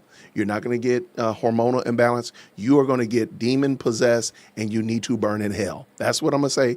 JWitt at jwitt.com. I'm just going to say it. That's just it. Shout out to JT, the advocate in the building. Good to see you, friend. Good to see you. That's crazy work. I'm sorry. There's just no other way around it. And again, and I'm going to stand up for the dad too, because I'm a dad and I got girls and I've done all the things that y'all do. And I'm sorry. No, and all the no's. I would have much rather, I'm sure her husband would have rather her had given those kids to him take them to Disney World and fly around the moon than for her to snuff their lives out. Ma'am, you are an evil, good for nothing. May God have mercy on your soul. That's it. That's just it. There ain't no way around it. So all this, we see ourselves in here. Ma'am, you need to be checked into a place with padded walls. Okay, let's go. Shout out. Every day. How she did things like took her kids to science museums while her husband stood to the side, just kind of wondering with his hands in his pockets why he's there. And while we're talking about her husband, we saw his lackluster attempts at support and lackluster support. Just cause for murder. Thinking that it was enough when we all know it wasn't. And we see pieces of past partners or even current partners who treated us the same. And for me personally, I resonate so clearly with what Dr. Zeisel talked about today during court, which is when he looked at the jury and he said that Lindsay talks about her children, that she thinks about them, How do you know that she that, misses them every second of every day. And I am fairly certain that Lindsay wishes she was with her babies right now. That is some high tier dramatic foolishness right there. No. She ended her children's lives. No, man, this is just gross. I'm sorry. Shout out to Lauren. Oh, they hit the me. I'm sorry. I can empathize. Look at how they just make up how she's feeling. Everything is about feelings for them. I would never have done this. And if I did, it had to be because it's not my fault in some way. And I just know that she loves her children. I just know that she's thinking about them right now. How do you know that? You don't know anything. Guys, with that feeling. Because when my husband and I brought our baby girl home from the NICU, and I was so tired, and my husband sent me to go lay down and take a nap. And if he didn't do that, would you have killed him? And he, being the good dad that he is, laid our baby girl down for a nap in her crib, safely, nothing around her, in her swaddle, the full 9, baby monitor, right here. He shared a wall with her, okay? He was sitting in our living room, and her bedroom's right here. He was right there. And even though he did all the right things, I woke up in a panic, so terrified that she was... I'm sorry, this is so dramatic. I was listening to it, but now I'm actually watching it, and it's hard to actually take this woman seriously. I'm sorry. No. I'm sorry. This is just dumb.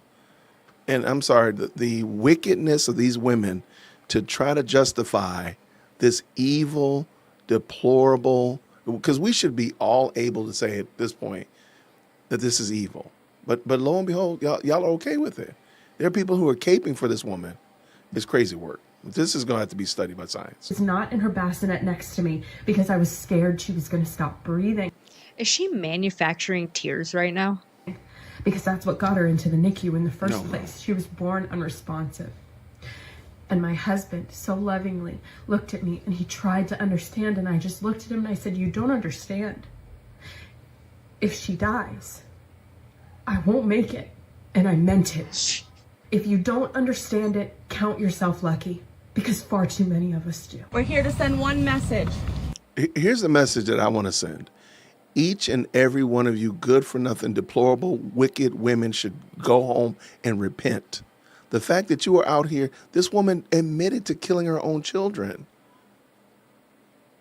But y'all, I guarantee, well, now I don't want any of you sorry good for nothings near anybody's children. I was gonna say, but y'all won't go to your school and volunteer. Y'all won't go help the kids at a crisis pregnancy. Y'all don't need to go anywhere. Y'all need to go to a quiet island in the middle of in the multiverse and may get sucked into a black hole. That's crazy work.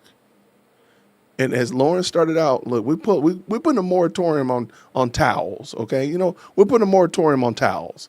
You know what towels are, that old white liberal women, elite liberals. We're putting a moratorium on them. We're putting a moratorium on them. No more of this. This is crazy work.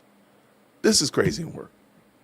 This is deplorable, especially somebody who has dads. Like dads are mad about this.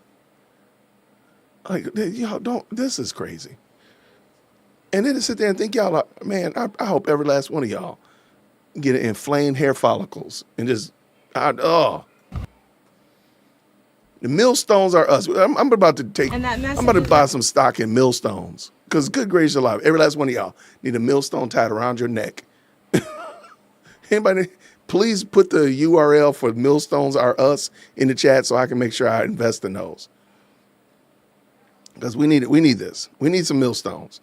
Our millstone stock is going up because good gracious alive. What are we doing, Jason? Should not take tragedy for people to start paying attention to mental health. Is that the mental health? No one's bat paying signal? attention. Is that the mental health bat signal? Is that saying that I'm a mental retard? That's what that is, right? Is that what they're doing? Let me make a big screen. So that's the mental health. I need mental help.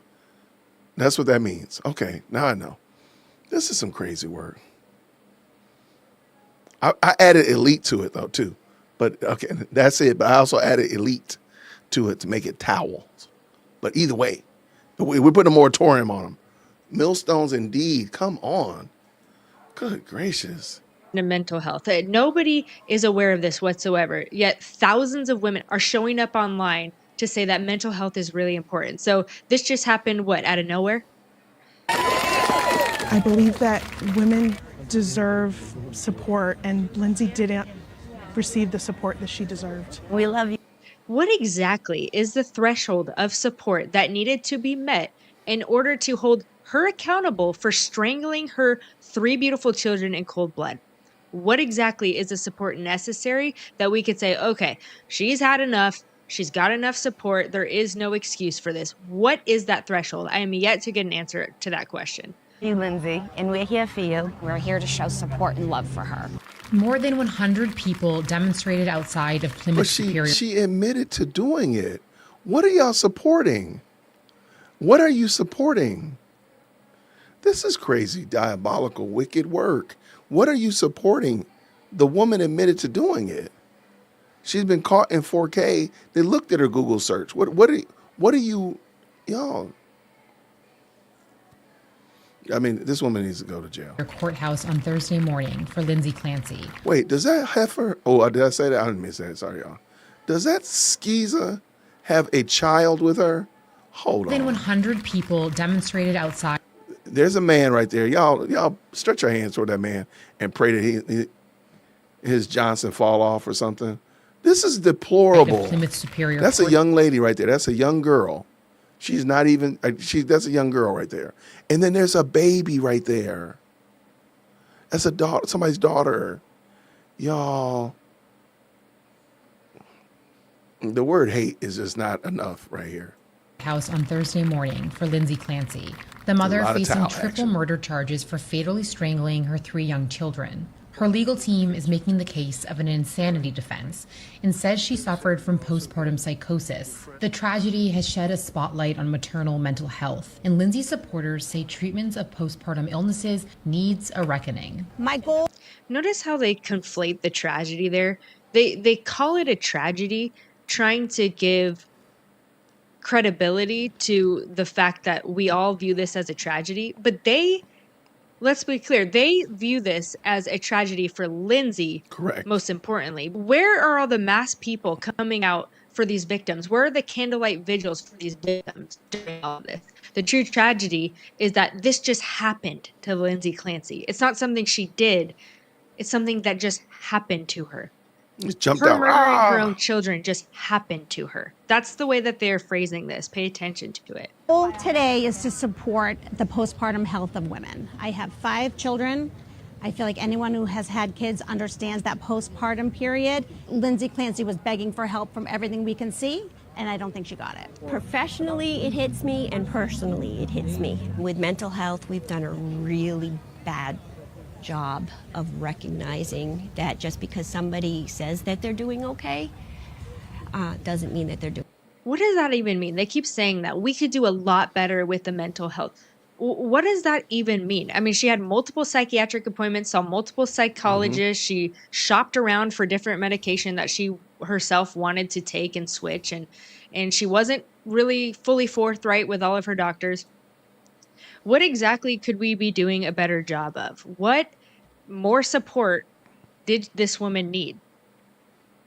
What support do women need to not feel in their hearts like they want to kill their children? Doing okay. I'm here supporting Lindsay because I've been through what Lindsay's going through and been failed with mental health. She was failed. She was let down. So many women suffer from postpartum. No, she made a choice. Oh my gosh. Hold on. Y'all, wait. Oh no. Y'all, Editor Jason just clicked on the button and closed out the window. Y'all, I'm about to fire myself. How did I do that? I clicked on the button. Y'all, what is going on here? What kind of Y'all pray for me. How did I do that, man? What a rookie mistake. What a rookie mistake. I can't believe that. But I do think the battery on my mouse is going crazy. I'm gonna blame it on that. My mouse went insane. There we go. That's what happened. Here's my mouse. It went insane. There you go. I'm not responsible. My mouse went insane. Oh my gosh. Bring it back in. Let's try it again. Green hearts in the chat where you can hear everybody. Always get help that they need. It means a lot to me because I can feel that pain and that disparity as a mother. What about the child? And Clancy though? supporters see her lawyer, Kevin Reddington, as a crusader for postpartum health care. Shame on you. And Lindsay's here. Oh, it's Reddington. God bless Kevin. God bless him. We do love Kevin. Kevin is so instrumental in this process. Talk about some parasocial because he's given behavior. a voice to all these women that have had no voice for so long. We're so grateful that They had no voice. They're yapping all over TikTok, getting tons of support. They've had a voice for a long time. I can't scroll Instagram or TikTok without coming across a woman who is talking about how nobody's talking about mental health. somebody's hearing us. And we can shout from the rooftop that finally someone is hearing that we as women, we do need help. You do need help. And you do need help. You need to put down the wine box. You need to put down the SSRIs. You need to go find Jesus. How are you with a straight face in the year of our Lord 2026 making this argumentation? That's some crazy work. That's some crazy, diabolical, that's some 9-tier type of crazy, diabolical work. Yes, ma'am, you do need help. Go find Jesus. Get to the foot of the cross and repent. Support. And see, that's why we're all here. And we love you, Lindsay. I feel that this could be like a watershed moment. This needs to, it was so tragic, but hopefully from this, we will see a huge change. The Lindsay Clancy trial is going to be one of the most significant trials of your lifetime. We are all experiencing something completely unprecedented. Never before have we seen so many mothers and women rally behind somebody who confessed to killing her 3 children. I agree. And it is not because we cannot hold women accountable. Many of us Yes, it is. see ourselves in Lindsay. How? Many of us know. For the record, I am not Lindsay Clancy. I want nothing to do with being associated with her thoughts, her feelings, and her craziness. I am not Lindsay Clancy. You know what? I'm going to go ahead. I'm going to add that to it. I am not Carmelo Anthony. I do not want to in any way, shape, or form be associated with anything related to Carmelo Anthony. Even if it were possible, I would kick the letter A out of his name because I don't even want the letter A that's in my name to be associated with the A that's in his name. I am not Carmelo Anthony. I'm not any thug, at all. Period. There we go. Problem solved. This is insane. That we could have been only one step away from doing some of those horrific things because we experienced significant. This is a therapist, by the way. Thank you, Amethyst She Angel. believes that her doing horrible things is something that happens to her. That's what I say. It's like, what more help could these people possibly get? This is a licensed therapist. This is not the minority, by the way. Almost every one of these TikToks or reels that you click on, it's always like mental health coach or therapist. Could it be that therapy maybe isn't the answer? Could it be that it's actually not working? Yeah, I like that. Could it be that these women just feel self-important because they were able to go to school for something? I don't know. Mental health issues after one of our children was born. And many of us know just how dark some of those thoughts get. So yeah, this is gonna be. She just had to pause for a second because she was just remembering the time that she too was this close to killing her own children. A therapist. So women need more help, and we need to go to therapists who validate the feeling of being close to killing your children. Who they're also one step away from killing their own children. That's who we're supposed to be getting help from. These women will literally do anything to remove accountability from this woman, and they will make up any reason possible to get this woman who murdered her 3 children off the hook for murder. So I don't know what's worse. You can tell me in the comment section which of these people you think is worse. But one of these groups are the people who sympathize with Lindsay, and they feel that, well, any of us mothers could have gotten to this point. And if Lindsay had just gotten enough help, then maybe she wouldn't have murdered all 3 children. So that is to say that if women don't get the proper support they need, and we'll talk about the support that she got in a second. This is outrageous.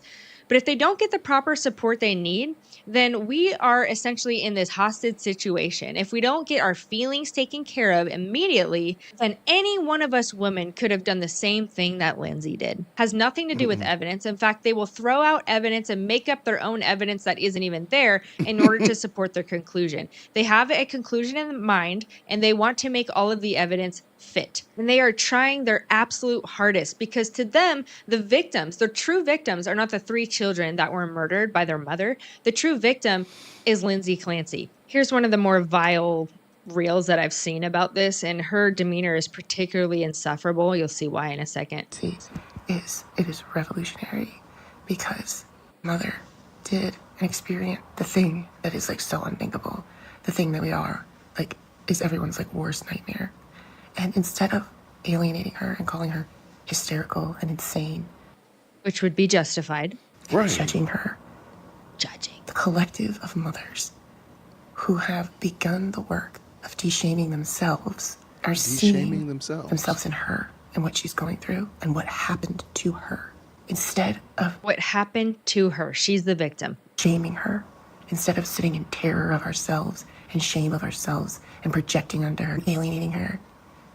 Women are posting on social media what happened to her, about postpartum, about our society, about what it's like inside of the early stages of motherhood right now. Women are exposing their darkest fears and the truth about what it is, even though our whole culture tells us. Hold on, everybody. I have to talk to you. Let me turn the volume down a little bit. Let me turn these lights down for a little bit. I just got to talk to you very quickly. I need to probably get closer to the camera too, all right? But I'm gonna whisper. Let me know if it's annoying whispering. Let me know. I just got to talk to you real quick. I just want to make sure you know that hitting that like button is free. And you just never know what somebody's going through when they don't see that you hit that like button and don't subscribe. You just don't know. So help your favorite content creator out by hitting the like button, subscribing, and maybe leaving a comment down below.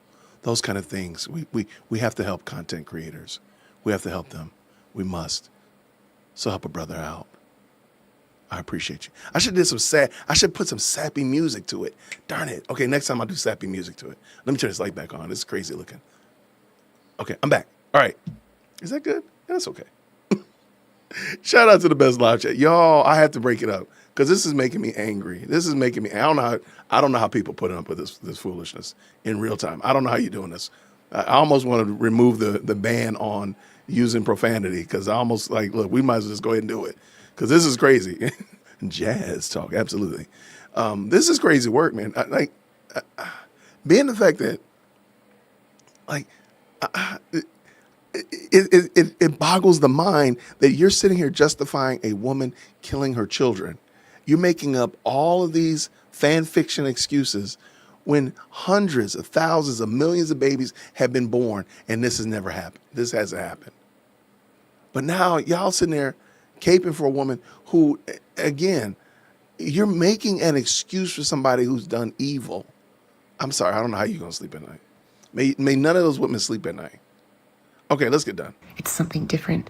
And the courage it takes for women to do that. The visual that I see is like a collective of mothers, Lindsay Clancy. See her there going through like just worst thing a woman could go through and standing in front of her. What exactly is she going through? Getting justice for murdering her children? Why are they acting like this is something that's happening to her? This is something she did deliberately. And holding her hand, coming alongside of her. I don't feel like I ever thought I would see that. And that's the work. That's the work that mothers done in the last decade in de-shaming themselves and destigmatizing motherhood and the reality of All right, so clearly women need to be shaming themselves a little bit more because all of this de-shaming, that's led to this ideology. It's not working. This is not a good thing. We need to shame women more. Putting the pressure of motherhood all onto the one nervous system. And it What moved does me that to tears mean? this morning. You know, the One gratitude I nervous have system? for all of the women that are so courageously posting and putting themselves out there and seeing themselves in her as opposed to judging her instead. What's happening right now with Giving birth and having children is a big life event. I've had 4 children. Shout Absolutely adore them. By the way, children are a blessing. But I just Absolutely. disagree with this idea that generally speaking, mothers aren't getting the help that they need. I just fully reject this. The fact that all of these women are holding hands and going out to the courthouse and supporting Lindsay Clancy is just proof of this. Women support other women when it comes All to the giving time. birth and raising children. I can't think of a time where I wasn't out and about and maybe I forgot wipes or something. And like women are always so helpful. Other mothers always want to jump to help you if you missed something or you forgot something. They also will do meal trains for you when you have a baby. Let me also just add a plug. This is another good reason to be in a good church. Our church, as bad as as many problems that they had, my wife and I had no problems with anything related to our children when they were born, from diapers to mom's night out to coming to support. We had no problems whatsoever. I will give them credit for that, give them their flowers. I think this is a great indication of why you should be in a good church, and that for moms and dads. But I'm just here to pick fights. And there is no evidence that this type of community was not in place for Lindsay Clancy. Lindsay Clancy had a loving husband. He was home working, partly because I think of COVID. He started working from home during COVID, but also she was really stressed about going back to work, and he was there for her during this time. He was doing everything that he could to take care of her. And what's being brought up a lot is this image of them, or this quick video of them at like a science museum or something. And he's looking at an exhibit and the kids are kind of running around a little bit and she's pushing a stroller. And then I think she's holding the hand of one of her other kids. And they take this single moment out of the entire trial where there's lots of videos of Patrick Clancy. They take this single moment and say, see, mothers have to bear the full brunt of the mental load, and their nervous system is supposed to handle everything, and they have to take care of everything, indicating that maybe Patrick Clancy was not giving her the attention that she needed, which, first of all, that doesn't justify the murder of killing her children. Right. But second, he was absolutely giving her above and beyond what most dads do, honestly. If you actually watch the trial, which this seems to happen a lot with these people, all they do is follow these TikTok accounts that just zoom into things and say, isn't that weird? But if you actually watch the trial, there's tons of video of Patrick and Lindsay going on vacations. Okay, so he took his family on vacations. He's playing with the kids. She's playing with the kids. I see him carrying this big pink bag for her while he's pushing a stroller, carrying a bunch of stuff for them, walking around while she is free to kind of enjoy her children. There's so many different moments involved, and for them to just zoom in on one single moment. I mean, parents hand the kids off to each other. That's what we do as parents. Like sometimes All the time. my husband has the kids, sometimes I have the kids, sometimes one has two of them, sometimes I have two of them. Like there's a constant handing off responsibility to each other so that we can give each other breaks. And that's exactly. And I'm sure if anybody in the chat wants to be honest, their spouse, love them or not, probably did the exact same thing. I love hanging out with my kids. I would take mine all the time. So such that my wife thinks I hang out with them more than I hang out with her sometimes. But absolutely. Like, and let's look at the contrast. I'm sure that husband would much rather have his children and him being inconvenienced at work than not have his children and be slandered all over social media and his face plastered all over the news because his wife killed his kids. That's crazy work. Make it make sense. What you see happening in the trial.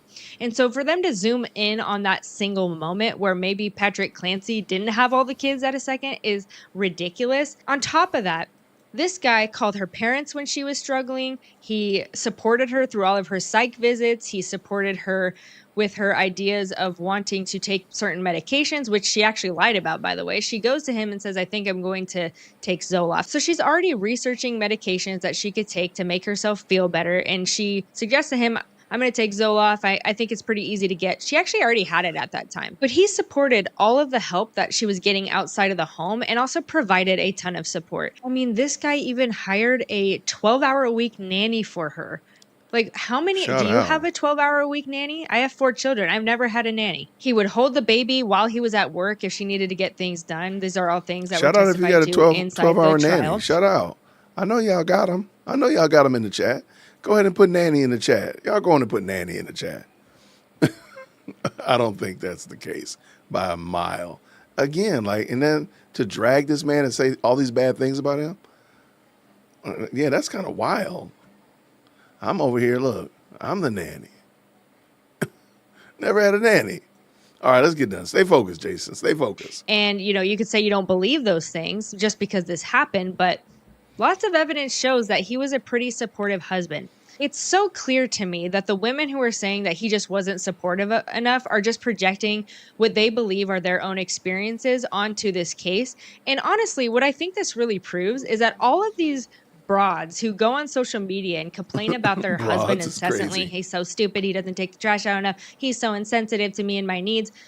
Most of these people are just completely lying. Because if Patrick Clancy was not a good enough husband and didn't show enough support postpartum, then literally nothing is acceptable to these women to prevent them from actually being accountable for murdering their own children. Because even at the exact time that she was strangling her own children, she had sent him out to go pick up takeout. She didn't even have to make dinner that night. She sent him out to go do her errands for her. He picked up dinner. Didn't have to make dinner that night. He was a caring dad doing things that needed to be done for the family. This is so obvious. A woman could literally be strangling her kids while dad is out going and doing errands for the mom. And these women figure out a way to blame the husband. Again, this just proves that the people who complain incessantly online about their husbands, and husbands they don't know about the mental load, and husbands don't care about anybody. It just proves that these women are liars, and they perceive things in a way that makes them the victim perpetually. It has nothing to do with reality. They deny reality. They deny evidence. It's all about, like this woman who was saying in this Instagram reel, it's all about women can't be wrong. This many women who join hands together can't be wrong.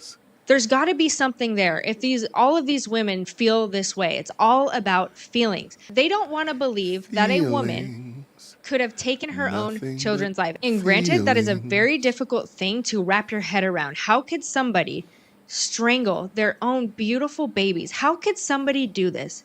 But the fact of the matter is, they did.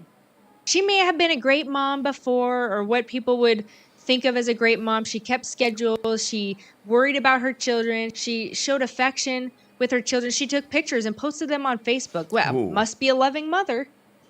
Oh, except for the fact that she actually strangled all of her children. I think it's important to note here the difference between worldly love and biblical love. Biblical love. Okay, let me give her a second. Hold on. Shout out to Lauren Francis. The link is down in the description. Shout out to Amethyst. Thank you so much for supporting the stream. And she says this: I pray Robert F. Kennedy Jr. has pharma ads removed from TV and printed media. I've always wondered this when I've seen these commercials, and look what she say, who actually tells their doctor what to prescribe. We should not be diagnosing ourselves. I've always thought that was super weird. I'm so glad you said that, and I hope they do get that removed, because I mean, yeah, I'm like, how is it that you're coming to your doctor saying, give me XYZ prescription? Like, that's crazy work. Because I saw it on news. 'Cause I'm watching Law and Order, and I saw so many episodes of Law and Order, and now I want this SSRI or whatever. Woo! Shout out for sure. Let's go. Biblical love does not require feelings. Worldly love requires nothing other than feelings. And so the world may look at this and say, this was a loving mother. What happened? But somebody who believes in biblical love, which is God's love, and that's where love originates from, God is the source of love. Love is actually willing the good of another. It's not simply having affection for your children. So I don't care what she did in her past. I don't care how she acted. It's odd that somebody could do all this and end up hurting their children. But to say that Lindsay Clancy loves her children becomes completely untrue because she has strangled all three of them. She notes, like, in a lot of her diaries and a lot of her writings, that she had a particularly hard time with Dawson.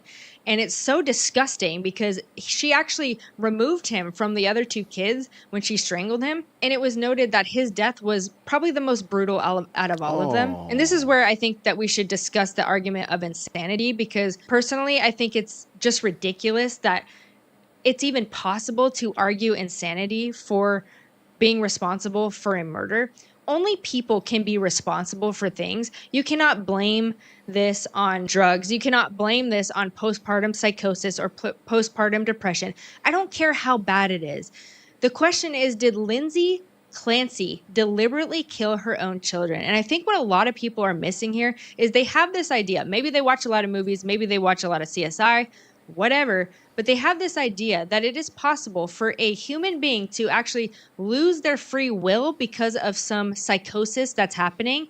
And basically, they're not in control of their own body anymore, or they're not able to make moral decisions anymore. Well, I have 2 points to make about this. The first one is the law is not there to judge a person's heart. That is not what the law is in the business to do. The law is in the business of judging crime. Did this person deliberately take the lives of her own children? The answer that everybody is arguing in this hearing is yes. She deliberately took the lives of her own children. Now, the defense is arguing insanity, blaming the drugs and blaming her postpartum, not being treated well enough, and that is what ultimately led to this. But he said something specific in his opening statement that I want to hone in on. And he said that she cannot be held criminally responsible because she didn't have the ability to make moral decisions in that moment. So I want to backtrack you to exactly what happened during this murder. She actually did Google searches, searching the route from the CVS to the 3V. She was looking how long it took to make it to each of these places and back. These are places that they have frequented before. This is not like a new place where she had to search on Google Maps and figure out how to get there. Patrick Clancy testified that he knew exactly how to get there. These are not new places. She was solely looking this up to see how long she had to kill the children.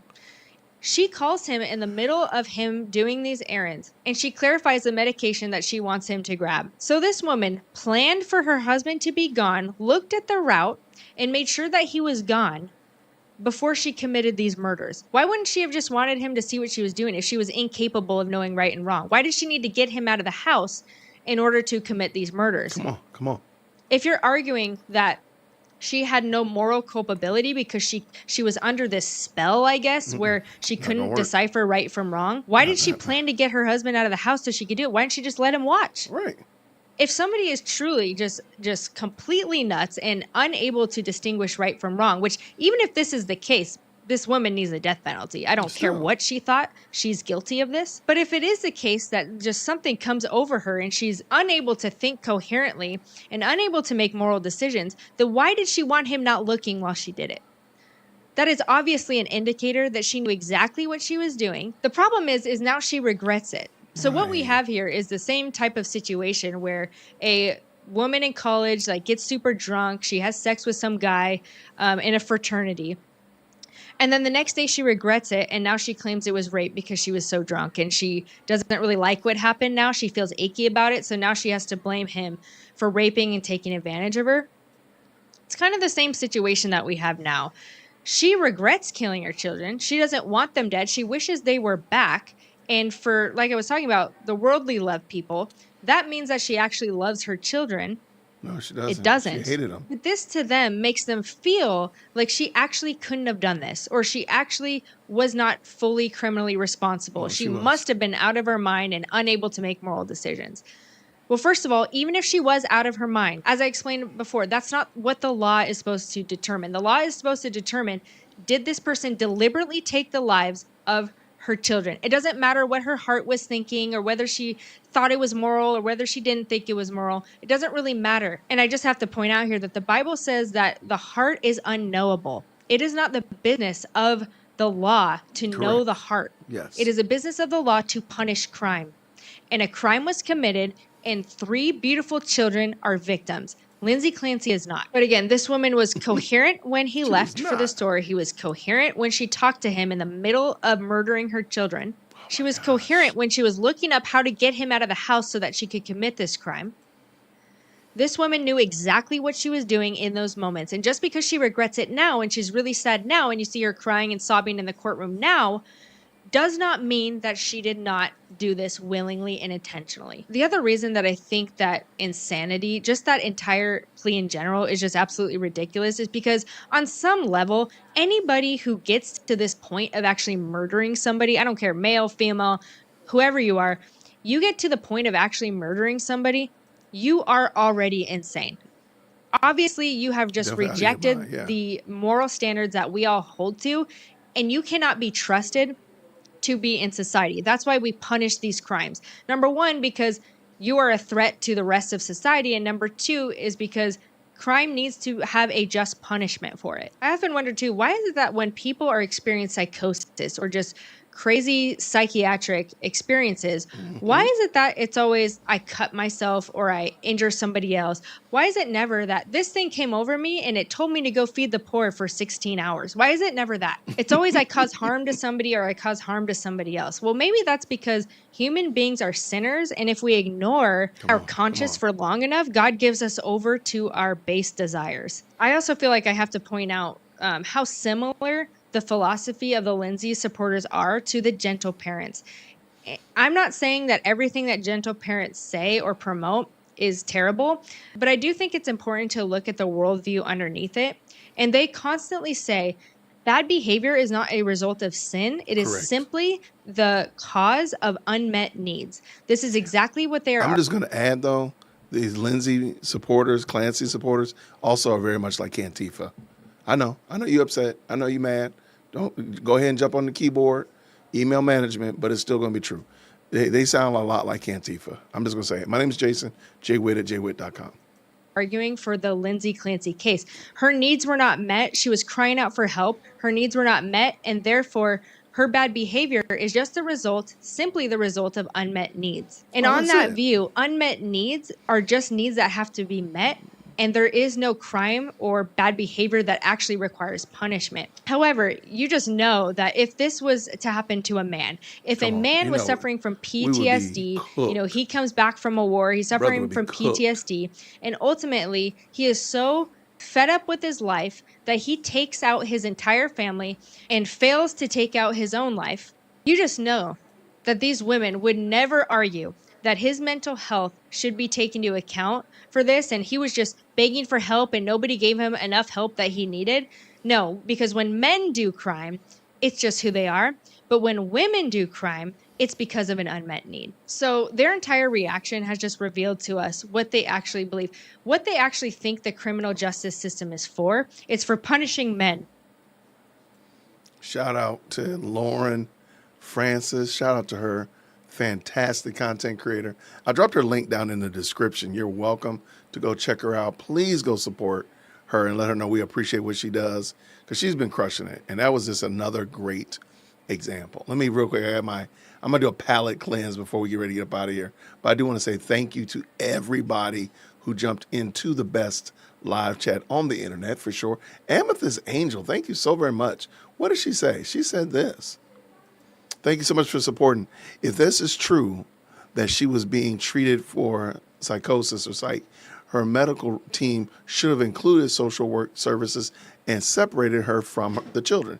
Can you say malpractice? That's a great question. I don't know.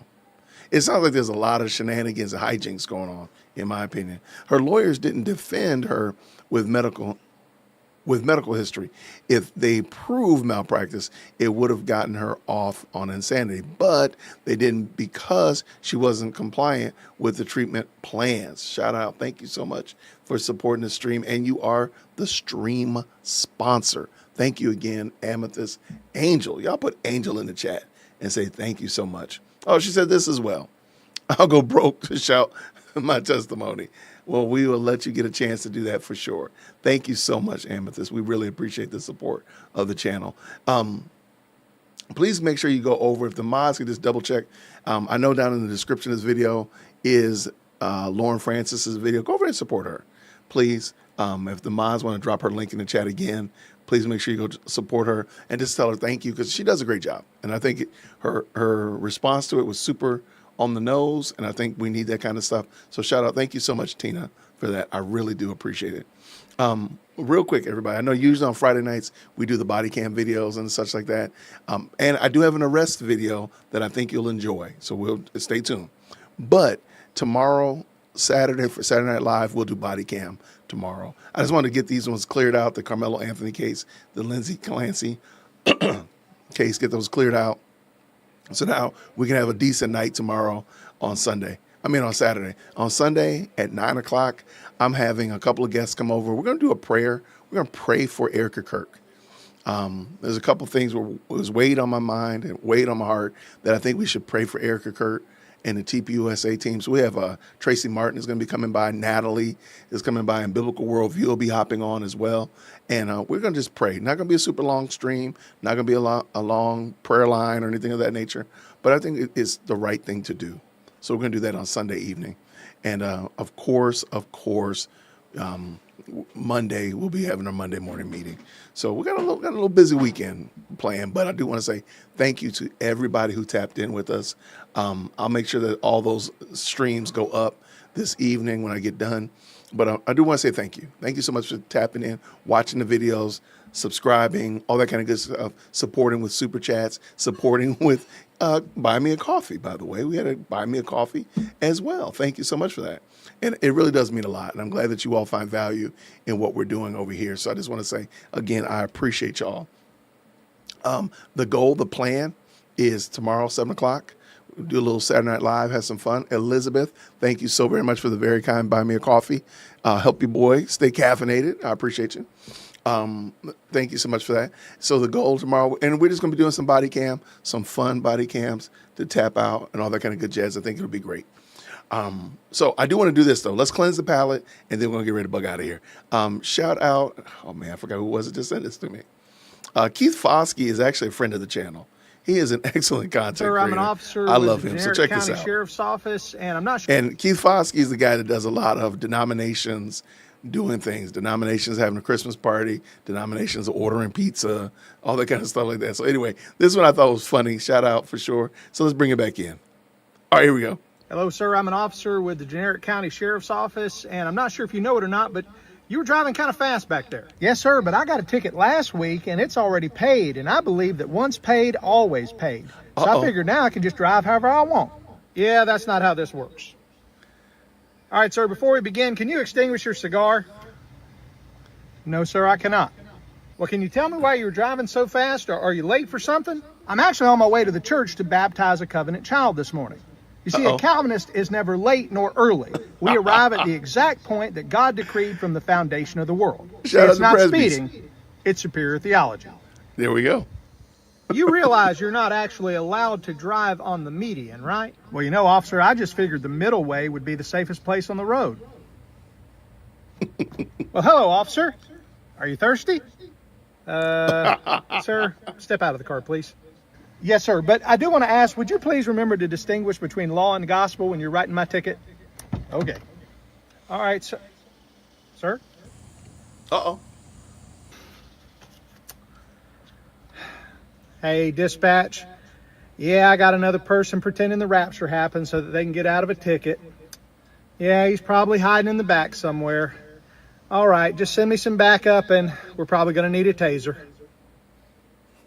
Sir, I was noticing you were driving a little erratically back there. Are you under the influence of any substances right now? Actually, officer, I'm not going to lie. I did leave church today full of the Holy Ghost. So that may have caused me to drive a little crazy, but I will tell you what, right now we can pray, and we can pray against the demons of reckless driving. If you'll just let me hold your hands, I'll begin praying right now. Do you have any idea why I pulled you over? Well, actually, sir, I believe you targeted me specifically because of my race.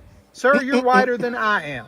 Yes, but I'm sure it was obvious to you that I'm actually 1/16th Native American, and you are part of the white colonizers that have been oppressing my people for the last 500 years, and therefore I consider this stop a form of systemic racism. All right, sir, I'm going to need your license and registration, please. Now, wait a minute, officer. Do you know who I am? I know you're the man who needs to give me his license and registration. Listen, I am the pastor of the largest church in this area with over 14 satellite campuses. Wait a minute, are you Pastor Chad from Action Verb Church? Hey, I'm a member there. Well, you know there's no way I could have known that, right? But hey, do you want a selfie? Action Verb Church. Because if you love Jesus, you're going to get a selfie with Pastor Chad. No, I still want your license and registration. Can you roll your window down, sir? Oh no, not I'm a sovereign citizen. Hold on.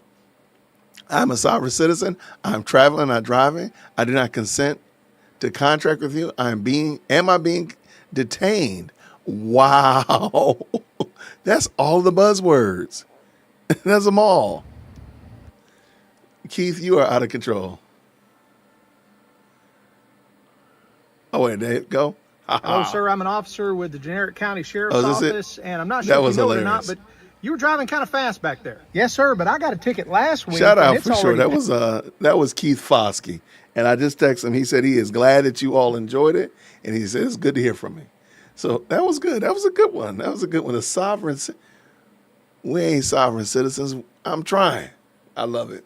Y'all, thank y'all so much, everybody who tapped in. I appreciate y'all. You're right, Akila. Yes, thank you so much, Lady Copeland. You're correct. I did enjoy that. And that was good. It was kind of like our body cam. Sort of, kind of, but not really. I appreciate it. Y'all, thank y'all so much for tapping in tonight. I really do appreciate you. Thank you again to all of the moderators. Thank you so much to each and every one of y'all. You keep this thing moving in the right direction, getting us safely back home. I really do appreciate it. Please make sure you tip your waiters on the way out the door. Make sure you hit the like button. Subscribe if you haven't already. Go and drop a comment. Let me know what you think. And green hearts in the chat as well. Ladies and gentlemen, with no further ado, I will see you all, Lord willing, on tomorrow. So until next time, everybody, grace and peace. Have a great night. See you soon.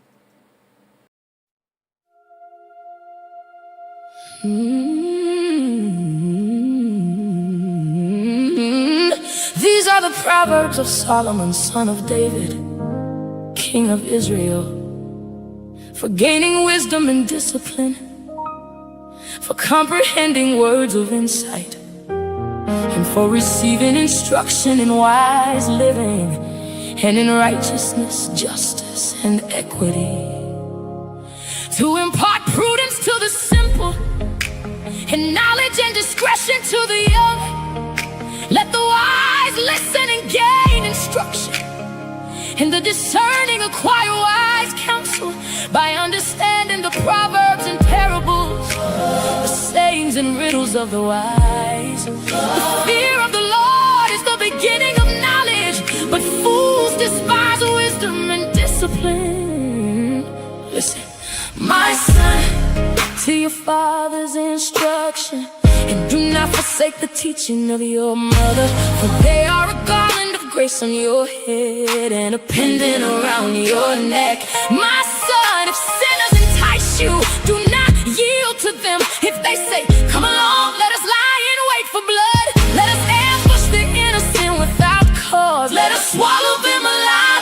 Sheol and oh, like those descending into the pit, we will find all manner of precious goods. We will fill our houses with plunder, growing in lot with us. Let us all share one purse. My son, do not walk the road with them, or set foot upon their path, for their feet run to evil, and they are swift to shed blood. How futile it is to spread the net where any bird can see it, but they lie in wait for their own blood. They ambush their own lives. Such is the fate of all who are greedy, whose unjust gain takes the lives of its possessors.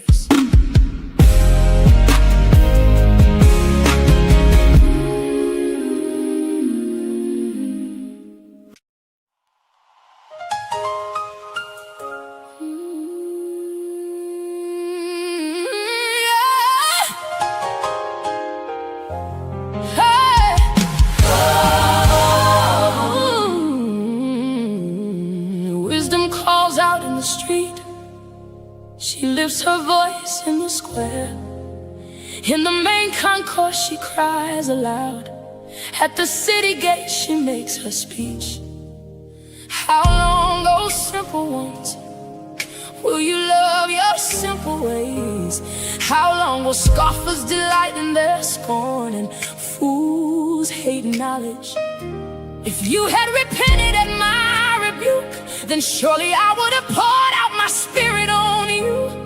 I would have made my words known to you, because you refused my call and no one took my outstretched hand, because you neglected all my counsel and wanted none of my correction in turn. I will mock your calamity. I will sneer when terror strikes you, when your dread comes like a storm and your destruction like a whirlwind. When distress and anguish overwhelm you, then they will call on me, but I will not answer.